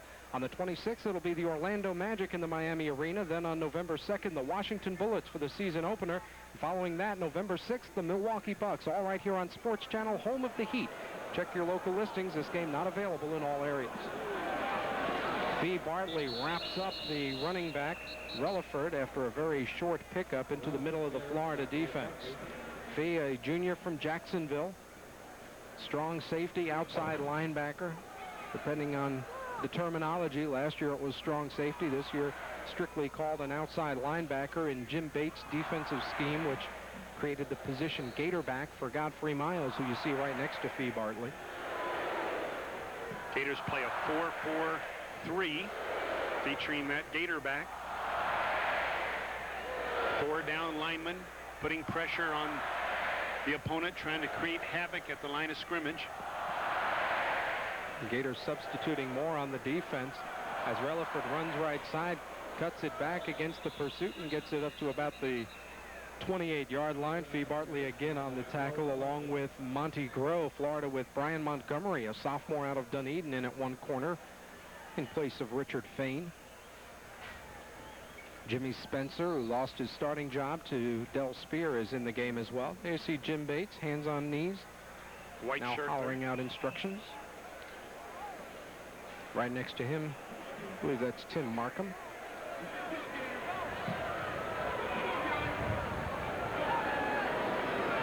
Friday off play action's in a heap of trouble, and he's going to be downed. Brandon in there along with Mickle. Godfrey Miles steals the ball and starts running away with it, but the officials say no, the man was down, and it'll bring up 4th down at the 25-yard line. Mark Friday reversed the wrong way. He forgot which direction he was going in initially as he took the snap from center and found there was no one there to hand the ball to, and then went into a state of panic, and nothing but blue jerseys were around him. I believe you could give Mike Brandon a sack there. As you look at Godfrey Miles, number 98, he thought he might have stolen him a touchdown, but the officials thought it was a dead ball, so no turnover for the Gators. Alcorn, 4 kicks, 40-yard average. Not a lot of pressure. A low wobbly kick. Barber watches it hit at the 40, and it's going to rattle back toward the Akron side of the field and be down to the 43-yard line. Gators will go on offense, leading by the same score we had at halftime. 31-0, Florida on top. You're watching the Gators here on Sports Channel.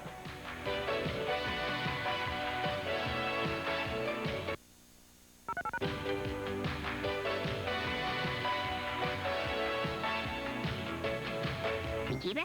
Cheeber, cheeber, cheeber, cheeber. I hope you realize that playing with guns is an obvious cover-up for your male inadequacies. Yeah? Well, why would anyone play with dolls? Why would anyone play with you? Why would anyone play with you? Why would anyone play with you? Why would anyone play with you? Why would anyone play with any of you?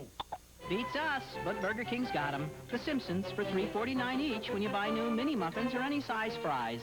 To give you the Simpsons for virtually peanuts, sometimes you gotta break the rules. I'm no expert on football, but I do know a little bit about deep-sea fishing. Excuse me, Captain. In my opinion, some of the finest fishing in the state is offshore St. Augustine. Here at Sea Lovers, we offer full days, half days, and half nights aboard our party boats, tarpon boats, and sport fishing boats. Good job! Great fish! Even if you've never been deep-sea fishing before, our highly experienced crew will be here to help you. Call us for reservations at 1-800-940-FISH.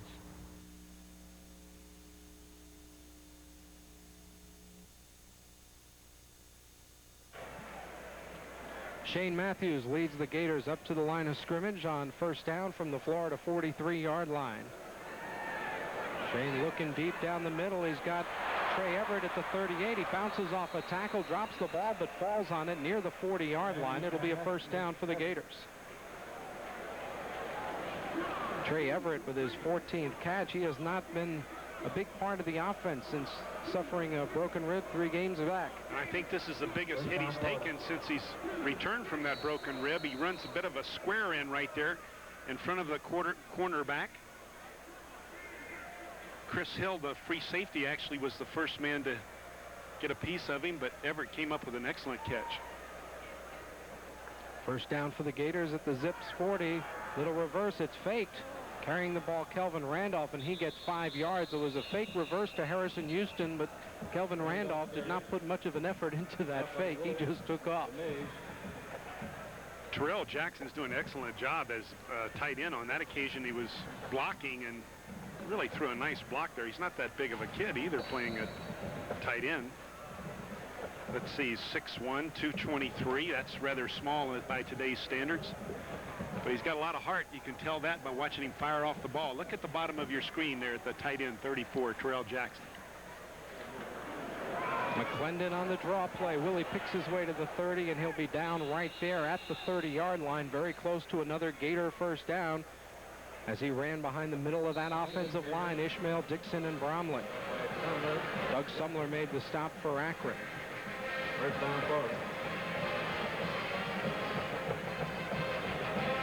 Waylon McClendon doing a nice job picking his way through what initially was a gaping hole. Willie closing in on his first 100-yard game of the season with 96 of them. It was a Florida first down with the nose of the ball inside the 30-yard line. Matthews fakes the draw. Now he rolls to his right, flips it to Kelvin Randolph, and Randolph will be dropped at the 25-yard line after a gain of about 4 yards. Randolph out of Tallahassee. It's a defensive back in high school, but a little big and a little not as quick as you would like a safety to be. Well, one of the benefits of having a big lead is you get other kids into the ball game to give them experience so that when they're called on in that November schedule can produce for you if need be. New center into the game for the Gators, number 74, Gant Crouch, redshirt freshman out of Live Oak, Suwannee County High School. Pitches to McClendon. Willie inside the 20, some nifty running down to the 14, and another Florida first down. And that'll put Willie McClendon over the 100-yard mark. Eric Rett had 100 yards earlier this year rushing the football. Coach Spurrier's tried to convince these running backs that he's not necessarily so pass-oriented. He forgets all about the running backs. He has had 1,000-yard rushers on a number of occasions. As you look at Crouch, the young center, seeing action now, as we mentioned, with the big lead, you can do that. What a great high school program they have up at Suwannee County. Mike Pittman doing the job there. Fake reverse, looking deep for McClendon. Willie's got it. Touchdown, Gators. He got behind Brian Helk, and Willie McClendon catches a 15-yard touchdown pass. That's right, Larry. Brian Hilt finds himself matched up man for man on McClendon right here and is with him, but just loses track of the football because he has to turn his back to the quarterback. Willie turns around, sees the ball at least a second or two before Hilt can even react, and Hilt dejectedly hangs his head, realizing that the Gators have scored another touchdown. But Brian Hilt's playing with a big heart. He just wasn't able on that occasion to cover the speedy McClendon.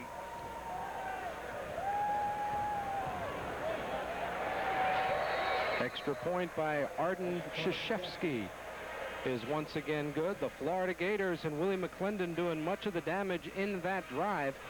Go 57 yards for a score, and it's starting to look like one of your typical homecoming scores as the Gators have stretched it out 38-0. The Gators needed a boost of confidence after last Saturday. Obviously, Akron doesn't have anywhere near the talent of Tennessee or any of the teams left on the Gators schedule. Jim, how much of a confidence boost do they get from this ball game? Well, they get a lot. You know, psychology has a lot to do with the game of football, and in addition to physical beatings, you can take a psychological beating sometimes. And I think the Gators were down a bit physically, but they were down a lot emotionally after losing big to Tennessee. As they fight back this afternoon, it'll do wonders to soothe their spirit and get them ready with the week off they have before they face the Auburn Tigers. There you see they took over at the 43-yard line. 6 plays to go, those 57 yards, as Florida scores yet another touchdown. 5 touchdowns and a field goal for the Gators. Willie McClendon having an excellent football game. We mentioned he went over the 100-yard mark rushing, and there he catches a touchdown pass. Troy Campbell takes the kickoff at the 3. He runs up the middle, gets some running room, and is up to about the 31-32-yard line. Myrick Anderson knocked him off balance at about the 28, and he fell forward to the 32, and that's where Akron will go on offense. Once again, you want to pin your opponent inside his 20, but the Gators just can't do that. They continue to give up big yardage on kickoff coverage. The Zips are not able to take advantage of decent field position because once they get the football, they've just been shut down completely by this Gator defense. Some of the Akron people talk about the athletic ability of this team. They feel they have the best athletes they've ever had at the school. It's a young team, and perhaps Akron on their way to becoming a competitive Division I school. It's a rough transition from 1AA to Division I because it's hard to get the scholarship numbers up there. Batted down by Huey Richardson, incomplete. And the crowd chants, Huey. Akron has lost 3 consecutive ball games, but they've lost them by less than 5 points each ball game as we look at significant Gator attendance of 74,558. Akron usually plays in front of crowds ranging anywhere from 12,000 to 18,000. At 20,001 opening day. That's the biggest crowd of the year for them. The biggest crowds they've been able to play in front of have been in the Southeastern Conference, as the last 2 years they did visit Auburn and Tennessee. Mark Friday trips himself going backwards, may have clipped an offensive lineman's foot as he backed up from center and ends up going down for a loss of about 5 as the guys on the defensive line start arguing over who was closest to the play and should get credit for the sack. I don't think anybody will. That would be a non-event, I think. Coaches don't give those statistics away easily, so they're not going to give that one away. Yeah, he tripped over his left guard's foot, number 60. J.J. Scheidmantel. Backup offensive lineman as the Zips have gone to the bench a little bit. 3rd down and long. Friday rolling to his right. Edward Robinson in pursuit. Can't get him. Friday gets away from another Gator, and then we'll go down at about the 30. Had to make a couple of nifty moves just to get to the original line of scrimmage where Brian Montgomery made the stop for the Gators. Brian's still down on the field. Edward Robinson, number 41 for the Florida Gators, as you see Edward walking out of your picture. Guy who stepped in and did a terrific job in fall practice last year, immediately moved into the 2 deep at inside linebacker, but ended up getting injured and earning a medical red shirt, so he's still a freshman in terms of his eligibility. The Gator medical staff will check out Brian Montgomery, and we'll check out of here for a minute. Gators leading by 38. You're watching Florida football on Sports Channel.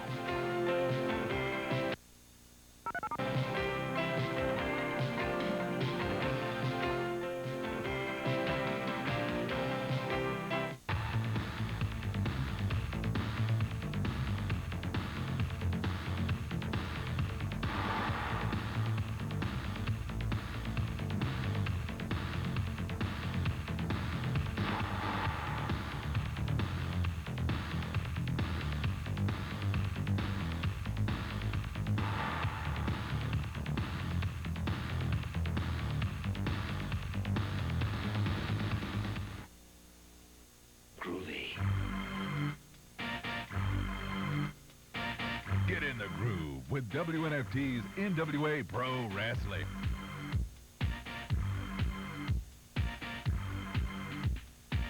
Two hours of blood-streaming tag team in action.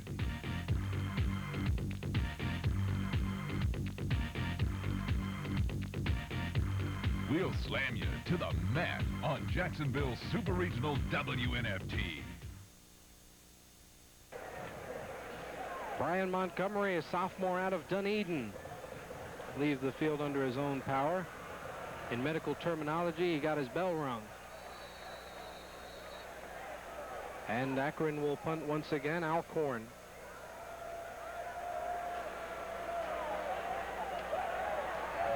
And he kicks a horrible looking thing that wobbles to the 42, bounces its way down to about the 31-yard line. So now we got a little pushing and shoving and a flag thrown. Tim Paulk getting tangled up with one of the Akron players right around the 25-yard line, and we'll see what the officials call on that as those guys got into it. It's going to be a dead ball violation, and it's going to be called strictly against the Gators, in which case it'll be a first down and 25 yards to go.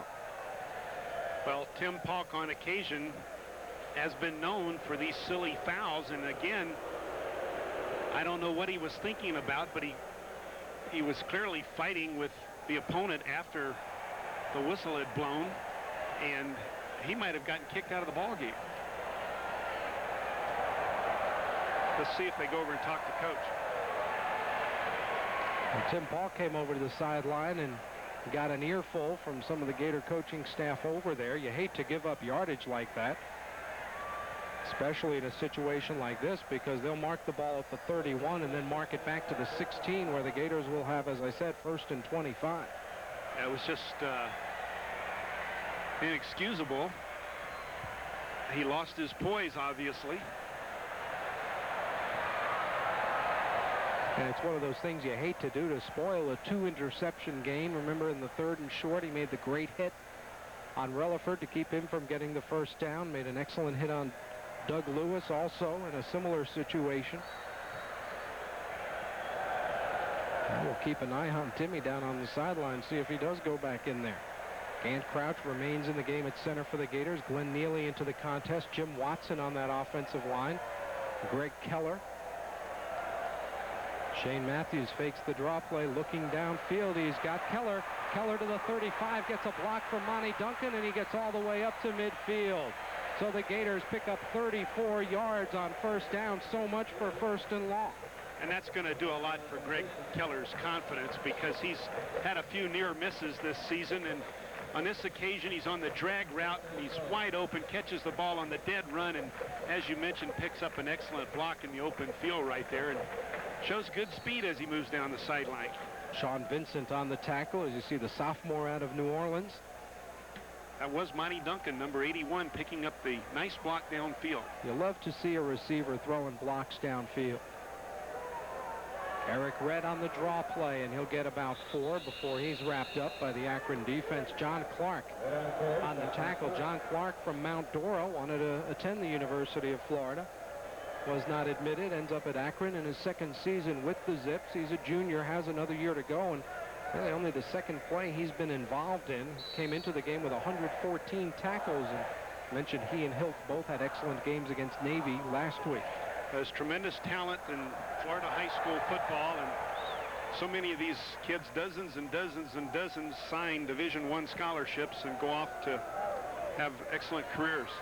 Rhett on the sweep, first down plus to the 36-yard line. Good lead block from Kelvin Randolph. Chris Owens made the tackle, but not before Eric Rhett moves the ball deeper into Akron territory. Florida Gators not too far from 500 yards, Jim. They continue to churn it up against this Akron defense, and we've got just 2 minutes and 9 seconds left in the third quarter. That may not be too much longer for Shane Matthews. This could be his last drive, his last possession, as the Gators have been giving a lot of guys some extra playing time. Yeah, I would concur with you on that. I'd vote for giving him a rest. Matthews straight back, drifts right out of the pocket, has room. He's going to have to keep it now, and he goes out of bounds at about the 33. Give him 3 yards, and let's send it down to Steve. Larry and Jim, I know you've been wondering about Tim Polk. I don't think he's been ejected. I think he has gotten a good lecture, though, from the Gator defensive coaching staff about trying to watch the stuff after the play is called. An update, Brian Montgomery, you mentioned pretty much he got his bell rung, and he did. Just had the breath knocked out of him. Brian's okay to go back in. And an update on Carlton Miles. The injured back, they also took him to the hospital just for observation to take a look at it. They don't think it's serious, but they don't want to mess around with something like that. So Carlton Miles had the back injured severely enough to have some observation at the hospital. Hopefully he'll be okay. Back upstairs. Okay, thanks, Steve. Matthews in trouble, runs away from trouble, and then overthrows his tight end Keller on the right sideline. And there's, again, some of the development we've been looking for in Shane Matthews, getting rid of the ball, not taking the sack. Now that play broke down immediately. There was a missed assignment at the line of scrimmage. Someone came in cleanly, putting pressure immediately on Matthews. But that was Jason Haley, the guy we saw injured earlier. He's fine, obviously, and put on a great pass rush, but Shane was able to get out of the way, and it'll bring up a third down for the Florida Gators, and they'll need about 7 yards to go. There you see Terrell Jackson in the tight end. He'll line up on the left side. Shane not too far from the 300-yard mark. Little flea flicker action. Matthews gets it to Alonzo Sullivan. Alonzo Sullivan at the 15 and a first down for the Gators.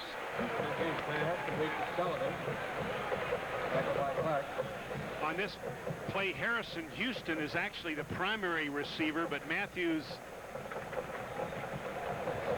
sees that he's covered, so he looks for Sullivan, who's on the drag route, and he's the secondary receiver. But he picks him out nicely for the big yardage, but he wanted to go deep into the end zone to Harrison Houston, but they weren't able to catch him that much by surprise. 6th catch of the year for Alonzo Sullivan, junior out of Largo. On first down, it'll be Eric Rhett. Eric runs through 2 tackles, still fighting, and he gets about 9. Good hard running for Eric Rhett. You know, we saw Alonzo Sullivan with 6 receptions. I think the Gators have 13 players with 10 receptions or more. They really like to spread the ball around, and it's nice to see Eric Rhett coming back. You know, you talk about stats and numbers. It's, again, you get back to the psychology, and Rhett with the unfortunate fumble early in the second half against Tennessee, he's running with confidence again. And when they face the Auburn Tigers in 2 weeks, you better believe they better be playing with confidence if they're going to win that ball game. That'll be a tough one. Second down and short. Matthews maybe checking off, gives it to Rhett right up the middle. Eric Rhett to the 3 and a first down. Maybe got to the 2-yard line as he tried the middle of the Akron defense.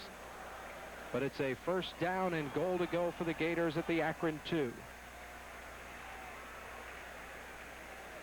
Trying to bend it back here a little bit. There is a nice hole just off the left guard. Eric Rhett can be a real star in the Southeastern Conference. Prior to last week's ball game, he was number 2 in the Southeastern Conference in yards per ball game. Eric Rhett up the middle, touchdown Gators. Eric with his 2nd touchdown of the day, and with 11 seconds left in the third, the Florida football team adds to its lead. Eric Rhett, who's battling for playing time with Willie McClendon, takes advantage of this opportunity that Coach Spurrier has given him on this drive and leads the Gators into the end zone. There you get a good look at Eric, and I'm sure we'll get a good look at a lot of different Gators in the fourth quarter.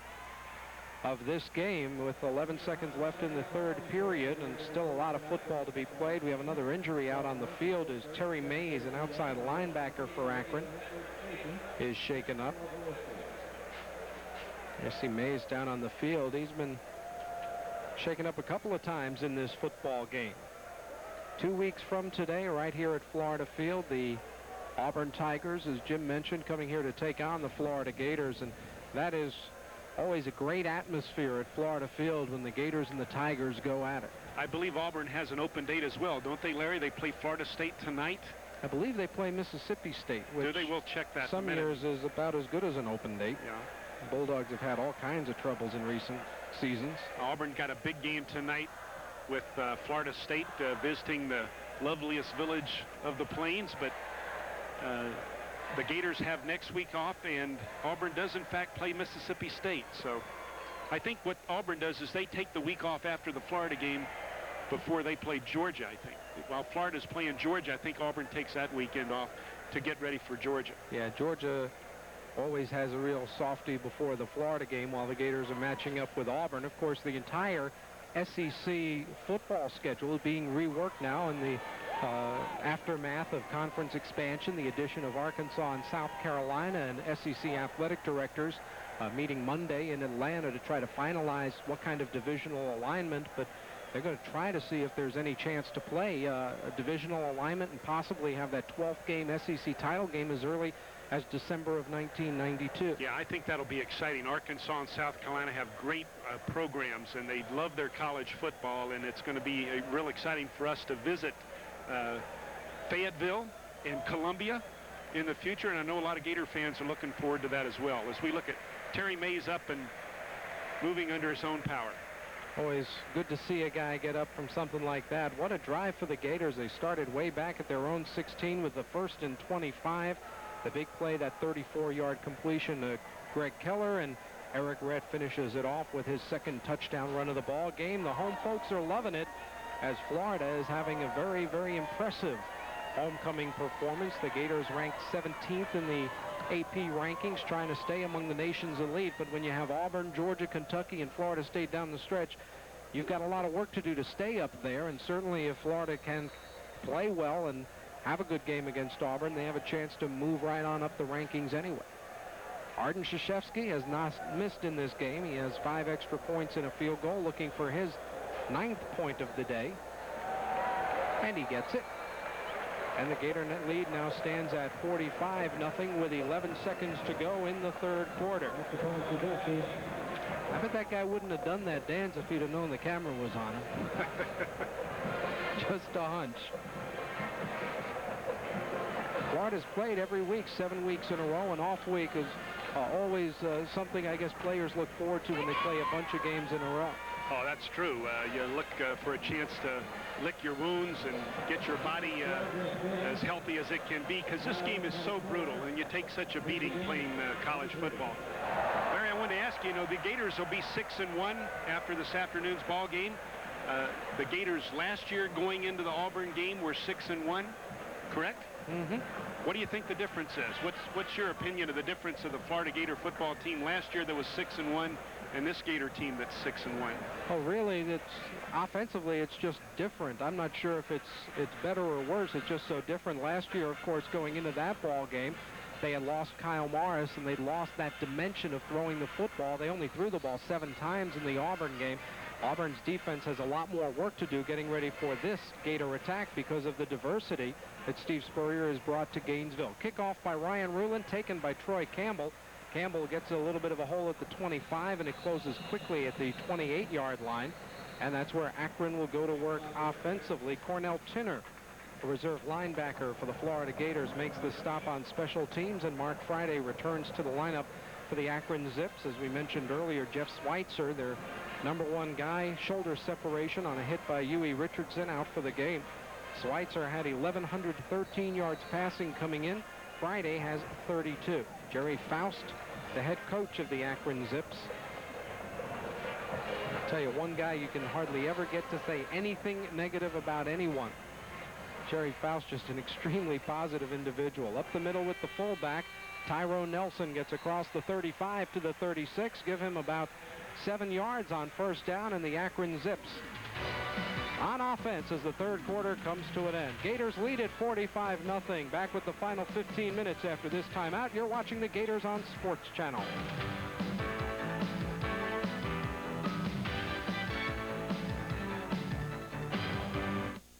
If your cable company doesn't offer you Sports Channel Florida, you're not watching Florida's most comprehensive sports network. They're going deep. Bernie Mills, and he makes the catch. Touchdown, Florida.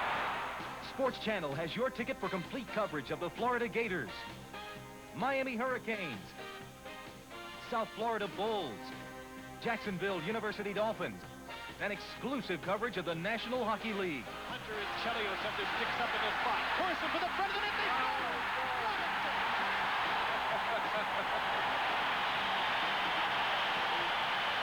They If your cable company hasn't added Sports Channel yet, call them today and tell them you don't want to miss any more of the action from your favorite teams.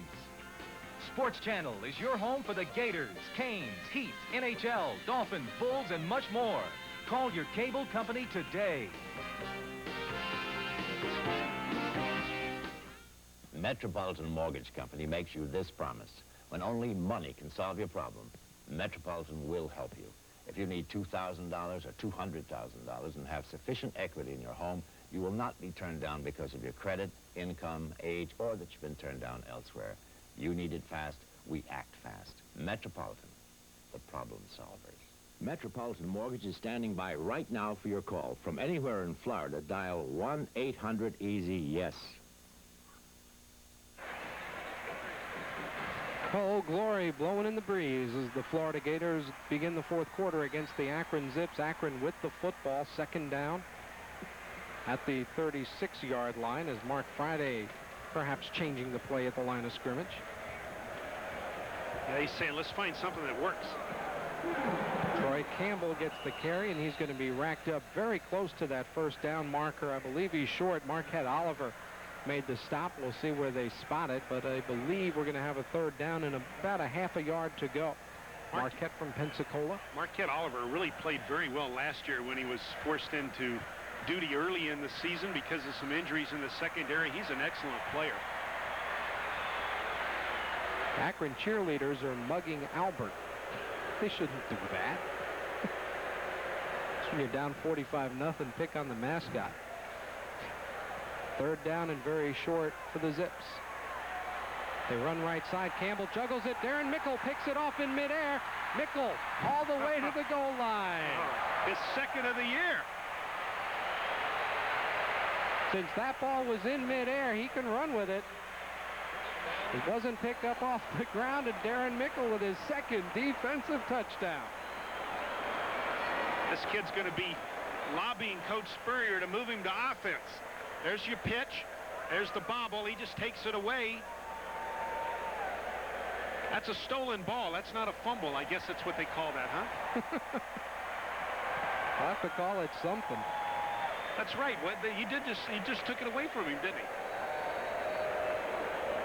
Brian Ruland will get a chance to try to earn a point for the Florida Gators as Arden Krzyzewski had kicked all the other extra points. Arden probably a little worn out from all that action.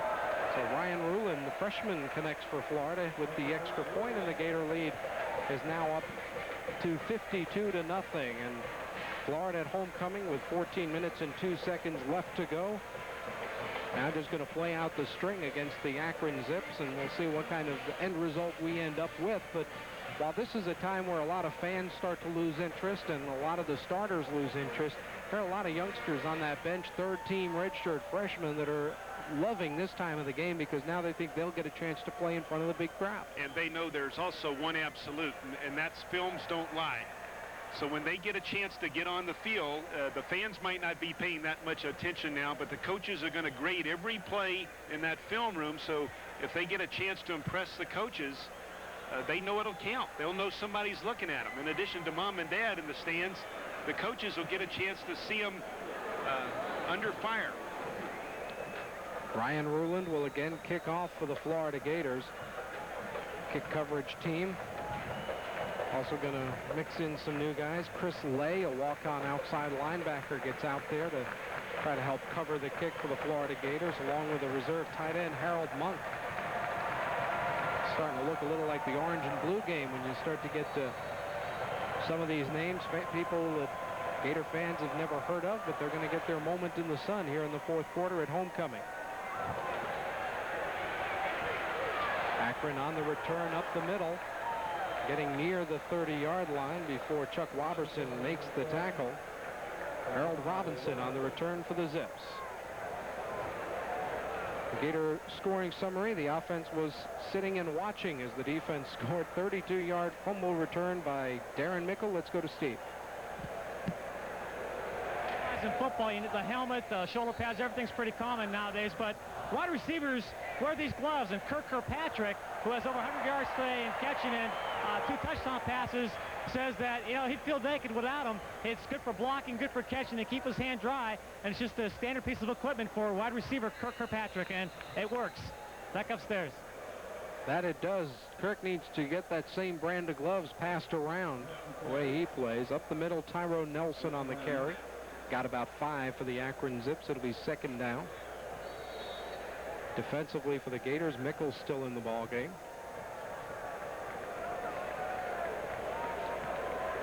Tyrone Nelson gets to carry the ball about 7 or 8 times a ball game max. 46 is Brent Ellis at an inside linebacker position. There's Darren Mickle making the stop along with Brent Ellis. Darren Mickle, James Spear on the defense. Myrick Anderson into the ball game. Myrick has not had much playing time other than special teams. Also Kurt Young in at a corner. So Florida's defensive staff giving a number of youngsters a chance to play here in the fourth quarter, with the Gators on top of Akron 52-0. 3rd down and 3 for the Zips. 1 for 11 on 3rd down conversions in this ball game. Friday tosses to Relaford. He's got a hole, and he's going to be stopped, and that's going to be close. Right around the 38-yard line. He had to get across the 38, and I'm not sure he made it across the 38. It'll be 4th down.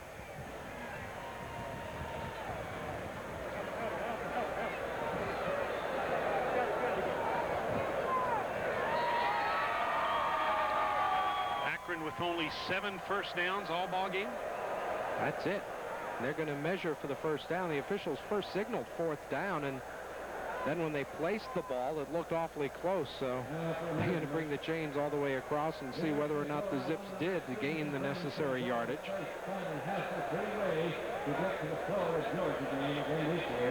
Let's take a look.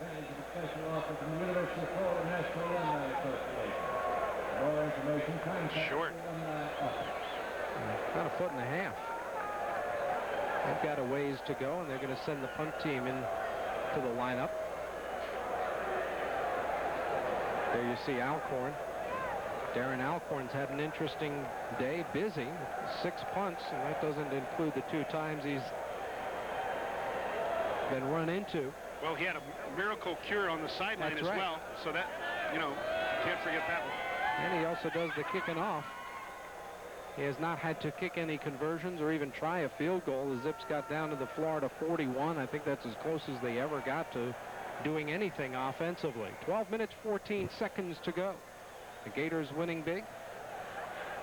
Looking to get some more young players into the game and a chance to play. Brian Fox with a helmet on the sideline next to Coach Spurrier. Yeah, you got to get the second-team quarterback's confidence back together again, too. Mickle bumped into Alcorn a little bit as Alcorn hit a howitzer on through the end zone. Darren Alcorn, a 62-yard punt, and only about 2 yards of it was roll. A terrific kick for the Akron sophomore, and there is Brian Fox heading into lineup for the Gators. If Shane Matthews were to have injury problems in the stretch drive of this Gators season, obviously the backup quarterback situation becomes critical, and Brian Fox and Cal Morris have both had their problems when they've had an opportunity to play this season, so very important for these guys to get something done positive. Brian had 2 interceptions in the Tennessee game. First one was tipped. That. First one was tipped and really wasn't his fault. The second one was clearly his fault. Running left side, that's Kedra Malone on the carry for the Gators. Ryan Taylor into the game as an offensive lineman. Also checking into the lineup, Brady Ackerman as a running back. So not many first-teamers left out there. In fact, I don't think there are any left out there. Monty Groh, Trey Everett, a couple of familiar names out there. Tony Rowell's in at left guard after starting the game at left tackle. So Tony's into the contest, rather at right tackle. Glenn Neely's also into the ball game. 2nd down and 8. The give is to Ackerman. Ackerman with lots of running room across the 35 to the 36-yard line. So Brady Ackerman, a walk-on to the Florida Gator program, gets a chance to play, picks up good yardage and a first down.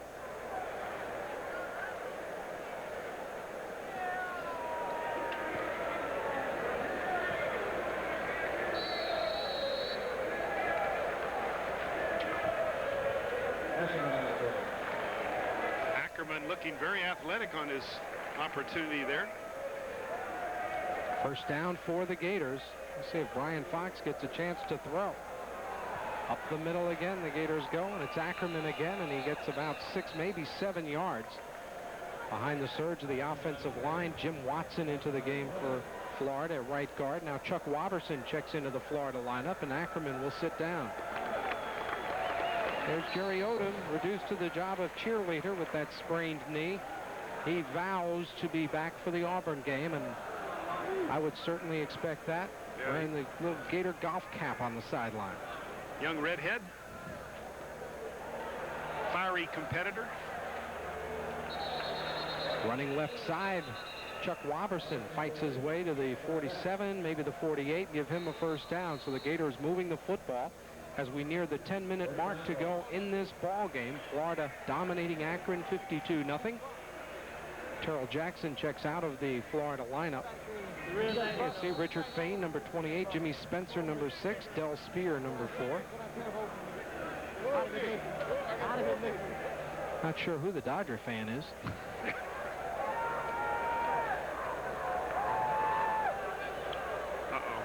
Fox changing the play on first down. He wants to throw. He's going long for Trey Everett. Oh, just breaking it up at the last instant, Sean Vincent. That thing looked to have 6 all over it, but Vincent broke it up. Rather, Chris Hill. Chris Hill got his hands on it. Yeah, Chris Hill came over at the last second and had a beat on that ball. I don't think Fox saw him at all.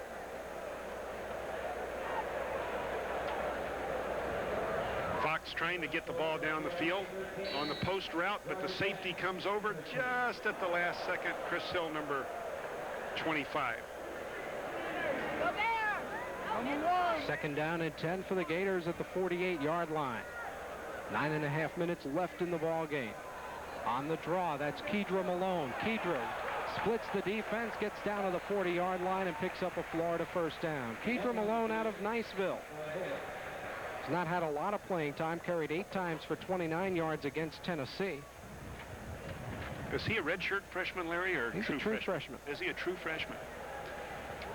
Gained 2,468 yards and scored 34 touchdowns his last 2 years at Niceville High School. Whew. Nice career at Niceville. Niceville, part of the Super Class 5A district out in the Panhandle with Pensacola, Washington, and Pine Forest, all those super programs. The Gators moving all over the place. No flags are down, but the play right up the middle amounted to nothing. Shane Matthews now with the white cap alongside Jerry Odom. He's done his job for the day, leading the Florida Gators to a homecoming victory over Akron. And Brian Fox trying to do a few good things here. As you mentioned, Jim, just trying to feel confident out there, feel comfortable after what happened in Knoxville last week. 2nd and 11 from the 41. Matthews trips and falls. It'll be about a 4 or 5 yard loss. I think Brian got hung up on his own feet on that occasion. Number 1. There's a law that if they put a camera on you at a football game, you have to yell number 1. I think you can get arrested or thrown out if you don't. No, it's, you say hi, Mom. Oh, that's the alternative? That's the alternative. Dads don't exist. It's always hi, I've Mom. always wondered about that. Someday my children will be in college. If they ever get on the tube, they better say hi, Dad. No, they'll say send money. Send money, if there's any left. Incomplete, intended for Monty Duncan on the 3rd down and about 15. So the Florida Gators will punt. How about Mom's number 1, so please send money. That covers all the bases right there. Arden Krzyzewski into punt. This will be his first effort of the day. Averaging, you see there, 34.7, has knocked 4 down inside the 20-yard line.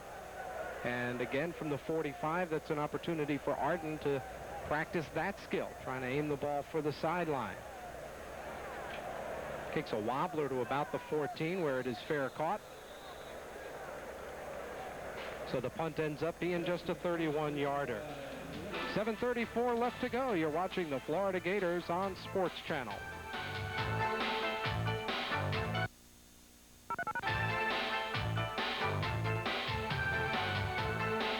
Nights, it's great entertainment on T.J. Hooker. All I can do is what one cop on the beat can do. He's a veteran crime fighter, turning rookies into cops. Where's the cop playing dead over there? I thought I trained you better than that. Starring William Shatner, Adrian Zement, Heather Locklear, and James Darren. They're dedicated to serve and protect. How do we get to the truth? We'll start digging. On T.J. Hooker. Weeknights at 5 on WNFT.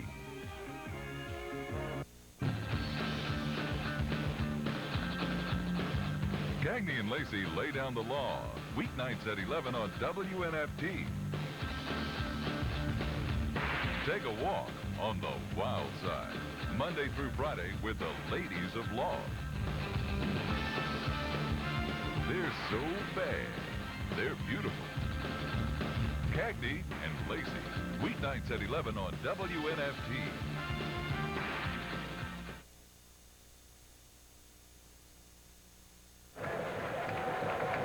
From the 14, Akron on offense. They're going to try to throw the ball right side. The only one near the play was Myrick Anderson.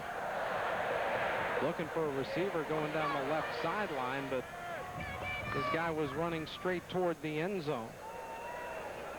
And as a result, the pass fell incomplete on the intended receiver for Akron on that play, Harold Robinson. Jerry Faust thought his team could be a little more competitive, I'm sure, than they have been in this ball game. But it is tough to take 71 or 72 scholarship players and go up against Florida, although the Gators have just 85 of their own. The 95 limit for Division I is one that neither of these schools is close to right now. Up the middle, Troy Campbell against the Gator defense, and he spins his way for about 4 yards. It'll bring up a 3rd down. Dexter Smith into the game defensively for the Florida Gators. Edward Robinson's still in there.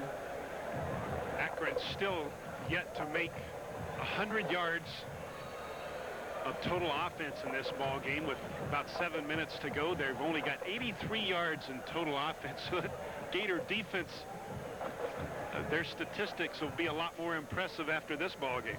Gators have been allowing 256 as we get a good look at Dexter Smith lined up at right tackle. Friday looking left side, pumps once, now he's rolling to his left, in trouble, gets away from Dexter Smith. Pass is tipped and intercepted. Coming away with it for the Florida Gators is Kurt Young. Kurt is a 5th-year senior, a walk-on who finally earned a scholarship. And here he gets an interception at homecoming. Well, good for him. 5th-year senior walk-on. That's terrific. Kurt Young rarely gets to see much playing action as a defensive back, but here he's alert and takes the tip. Gators have a tremendous opportunity to add to their 52 points. Get some congratulations on the sideline as the Gators go to work from the 26. Draw play, Keidra Malone picks his way through traffic down to about the 18-yard line. Gain of about 8 for the freshman out of Niceville. Keidra seems to have really quick feet, can dart his way through a hole nicely. He looked very sharp early in the season when the Gators had some opponents down on the scoreboard and Keidra got a chance to play. takes advantage of every opportunity he gets. On second down, he gets another opportunity, and he trips as he nears the hole and falls close to the first down yardage just outside the 15. Saw number 78, John Williams, into the game for the Florida Gators. Coach Steve Spurrier continuing to call the plays. And they're going to measure for the first down to see if Malone was able to lunge far enough to earn the first down for the Gators. 5:37 left in the game, 52-0. Florida leading Akron. Malone got it by the length of a postage stamp. I mean, he just barely earned the first down, but it'll be first down and 10 for the Gators at the Akron 15. And you know Kedra Malone would love to get in the end zone. There's Kyle Morris. Kyle, the Gators starter, much of 88 and 89, now third on the depth chart. Although he has more career yardage than Shane Matthews. Shane, with another big day today, is going to approach that. Kyle with over 2,300. Another draw play. It's Kedra Malone running away from one man and fighting his way to about the 12-yard line. Gain of 3 for Malone. It'll be second down and 7 at the 12. A lot of the crowd is left here at Florida Field. The Gators up 52-0. Look at this kid. He does have some excellent jackrabbit type moves. Quick and fast. He gives the opponent a different look, you know, after they see big Willie McClendon, and then Eric Rett's got good size, but then you bring in Malone and he gives them a completely different look. Kind of a scat back. Right. Fox looking for the end zone, and he's got Ackerman for the touchdown. Brady Ackerman, another walk-on, getting a chance to play, and he gets a touchdown at Florida Field. On the play action pass, Ackerman just releases down the sideline.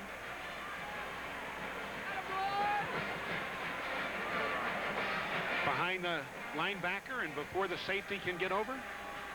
It's Ozzie Jackson. Ozzie Jackson is going to see Gators in his dreams coming after him. The Gators look to make it 59. As Ryan Ruland lines up there, he got the last extra point. And he gets another one. Florida continues to pile a lot on here at Ben Hill Griffin Stadium at Florida Field. A happy homecoming in Gainesville. You're watching the Florida Gators on Sports Channel.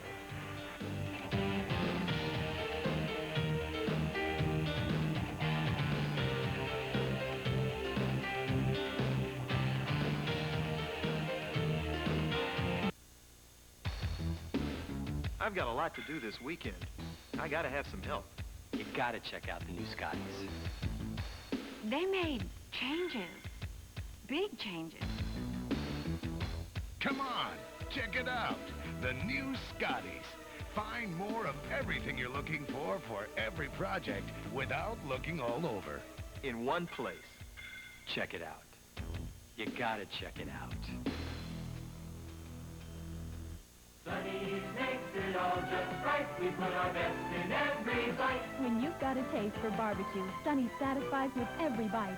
Chicken, ribs, beef, or pork. Sunny's barbecue flavor is cooked right through, not just spread on. So every bite is barbecue at its best. Served just the way you like it, fast, and always with a smile. So come to Sunny's Real Pit Barbecue for barbecue at its best. 'Cause everybody loves to eat at Sunny's. Barbecue at its best. Sports Channel's next University of Florida football game will be Saturday, November 3rd at 11:30 when the Gators return from a week off to take on the Auburn Tigers at Ben Hill Griffin Stadium right here in Gainesville. Be sure to check your local listings for Sports Channel and Gator Vision coverage of this game in your area. The Gators will be going into that contest at 6-1. You see Chris Bromley and Jim Watson, number 73. Watson, just a redshirt freshman. The Gator coaching staff looking for him to play a big role in the future of that offensive line. The Gators have lost 3 consecutive times to Auburn. They'll be looking to break that jinx. On the kickoff return, that's Troy Campbell again for the Akron Zips, gets it up to about the 27-yard line, where the Zips will go on offense. Had a lot of these scoring summaries today for the Florida Gators. This time, 25-yard drive in 4 plays following the interception by Kurt Young. 2 minutes and 4 seconds, and Brian Fox with that touchdown pass, which had to do a world of good for Bryant. Mark Friday still in at quarterback for Akron. They may not have a number 3 guy. In fact, I'm sure Jerry Faust had to start thinking about what he would do after he lost Schweitzer. On the run, running right side, Cornell Tinner will not let Doug Lewis get away.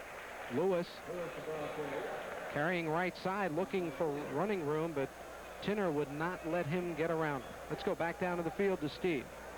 Larry and Jim, as you can see over my shoulder, Jerry Odom obviously couldn't play today, now for 2 weeks because of the strained knee ligaments. Before the game, Jerry Odom in the weight room working out, and during this whole game, Jerry Odom, the cheerleader for both the defense and the offense, that kind of spirit on the sidelines, you're going to be in good shape with guys like Jerry Odom. Back upstairs to Larry and Jim. Loss of about 5 on that play for Akron. 2nd down and 15. They run right up the middle and get most of those 5 yards back. Greg Diamond making the tackle for the Florida Gators. Diamond, number 51, into the game as an inside linebacker, as more and more Gators get a chance to get some playing time. 3rd down and about 11 from the 27-yard line. 2 minutes, 50 seconds clock running to go in the ball game, as the Gators have been cruising most of the day against the Akron Zips. Up the middle. They don't want first downs. They want the clock to run out. Diamond in again on the tackle for the Florida Gators, as the Akron Zips gave the ball to Bo Kepler, their 4th team fullback. And now they'll come in and punt it away one more time. Deep for the Gators will be Monty Duncan, as Alcorn comes in for yet another kick. He has been the busiest of the Zips today because the Akron offense has not been able to sustain anything against the Florida Gator defense. Still under 100 yards of total offense for Akron. Greg Diamond doing a nice job on that last series for the Gators. A junior from Lakeland. Driving spiral taken at the 20 by Duncan. Duncan to the 30, 35, 40. Or just shy of the 40, as he's wrapped up at the 38-yard line. So Monty Duncan with an 18-yard punt return. And the Florida Gator offense will have the ball at its own 38-yard line. 1 minute, 45 seconds left in the contest.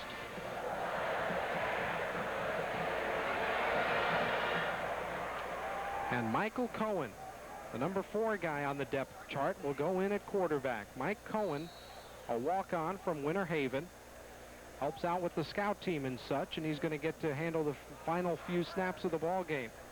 Michael actually made the depth chart during spring practice, was listed number 5 at one point. You say number 4 because Terry Dean is going to be redshirted, I guess. Kyle Morris not getting into this game at all, as Cohen throws incomplete. I believe that pass was intended for reserve punter Judd Davis. No, maybe not. Kevin Lasco into the game as a wide receiver. So some more Gators getting in there. Rod Whited, listed on the roster as a defensive tackle. Now these guys into the lineup. These guys will have some war stories to tell at the fraternity house tonight, you see. Oh, yeah. Did you see me crush that guy when I got... I was open. He never got the ball to me. Cohen on the draw play gives to Chuck Waberson, and Waberson up ahead for 5 yards. 1 minute 30 left in the ball game. But it's great to see kids who work so hard in practice, and all these kids work hard all year round to get a chance to get out on Florida field and play when it counts. There you see Michael Cohen, 5'10", 173-pound sophomore. Checking into the lineup for the Gators, tight end Jim Franklin from Graceville, Neil Anderson's old stomping grounds. To see where Neil Anderson gave $50,000 to the university today. Endowed a scholarship in women's tennis in the memory of his mother. A terrific gesture by a terrific young man. Chuck Waberson running right side inside Akron territory at about the 42-yard line. 46 seconds left to go in the game. We'll be back to wrap up the Florida-Akron game. You're watching the Gators on Sports Channel.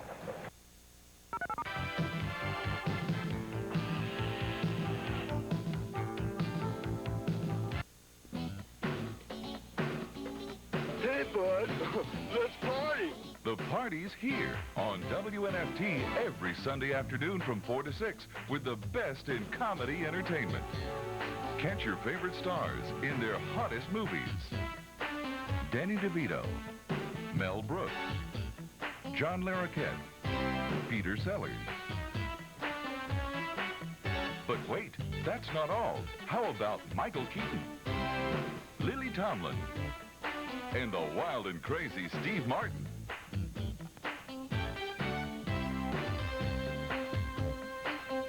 Get ready for the best party in town. Sunday's Slapstick Cinema every Sunday from 4 to 6 here on WNFT, Jacksonville's comedy giant.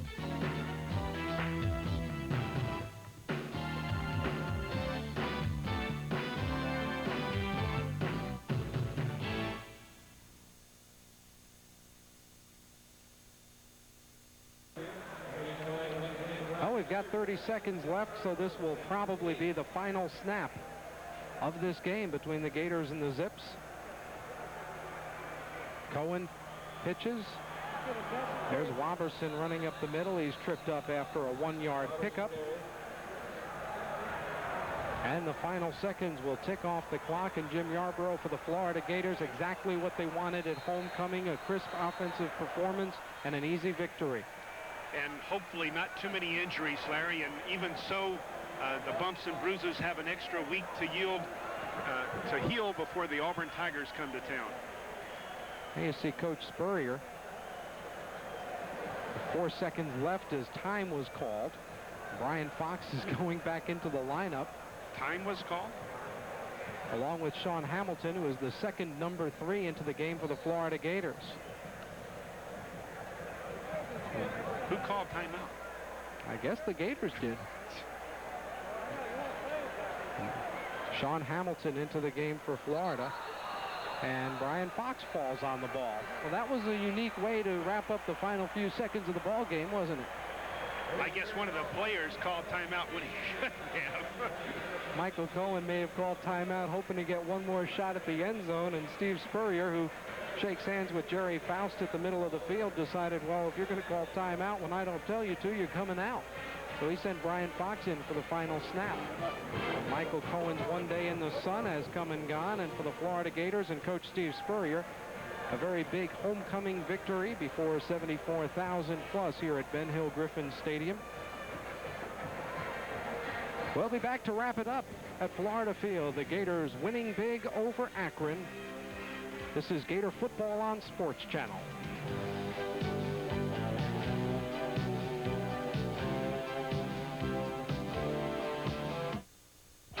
Step by step. Step by step. Wellington Publishing is proud to introduce the Step-by-Step Auction Kit. Step-by-step, your easy guide to instant success at government auctions. Take that first step now. Call 1-800-562-8100. Follow this easy step-by-step approach. Why not put yourself in the driver's seat of a new sports car for a minimum bid of $200? Learn how to triple your money by buying real estate foreclosures or furnish your home or office for just pennies on the dollar. Don't wait. Call 1-800-562-8100. Only $59.95. Use MasterCard, Visa, check, or money order. Get all the information you need to get started. It's easy with a step-by-step auction kit. Only $59.95 plus $8 shipping and handling. Do it now. Your dream may be a phone call away. 30-day money-back guarantee. Do you need a car? Listen, each year government agencies auction, sell, and liquidate thousands of cars and trucks, and the bidding starts as low as $30. Government vehicles, luxury cars taken from drug dealers, criminals, and thousands more seized, repossessed, sold through bankruptcy proceedings. Now find out how you can grab the car you want at government liquidation and bankruptcy prices. Bid as low as $30 for Porsches, Mercedes, Ferraris, Corvettes, family cars, and trucks. Find out how to get the car you want now. Call 1-900-HOT-AUTO. That's 1-900-468-2886. Just $2 a minute. super homecoming weekend for Florida Gator fans as they visit the alma mater and they get to watch the Gators post a big homecoming victory over the Akron Zips. Florida winning it big 59-0, and Jim Yarbrough for the Gators now got a little confidence back. Things went well this weekend, and 2 weeks to get ready for Auburn. Larry, I think they got a lot of confidence. You know, it's about a 6-to-1 ratio out there. For every yard Akron got, the Gators got 6, over 500 yards, close to 600 yards total offense, and Akron was held to less than 90. So the injury situation, some of the kids got a chance for the bumps and bruises to heal, and hopefully Carlton Miles and Jerry Odom and kids like that will get back at full strength. And the Gators will be at full strength when they take on the Auburn Tigers. And we want you to be sure to join us for our next Sports Channel telecast of Florida Gator football. That'll be November 3rd at 11:30 when the Gators host the Auburn Tigers right here at Ben Hill Griffin Stadium in Gainesville. Check your local listings for Sports Channel and Gator coverage, Gator Vision coverage of this game in your area. I'm Larry Vittel saying so long for Jim Yarbrough, Steve Babick, and our entire crew. Again, the final score, the Gators win big at homecoming, 59-0. So long.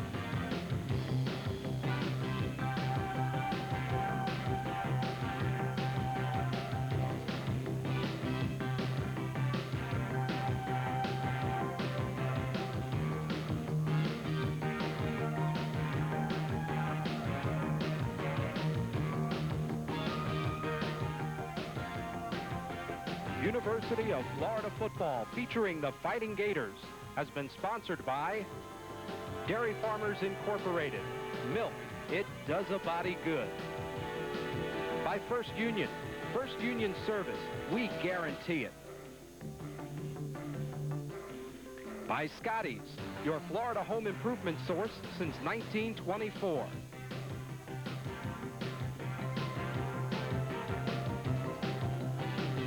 And by Osmos and Great Southern Wood, the most trusted name in wood preserving.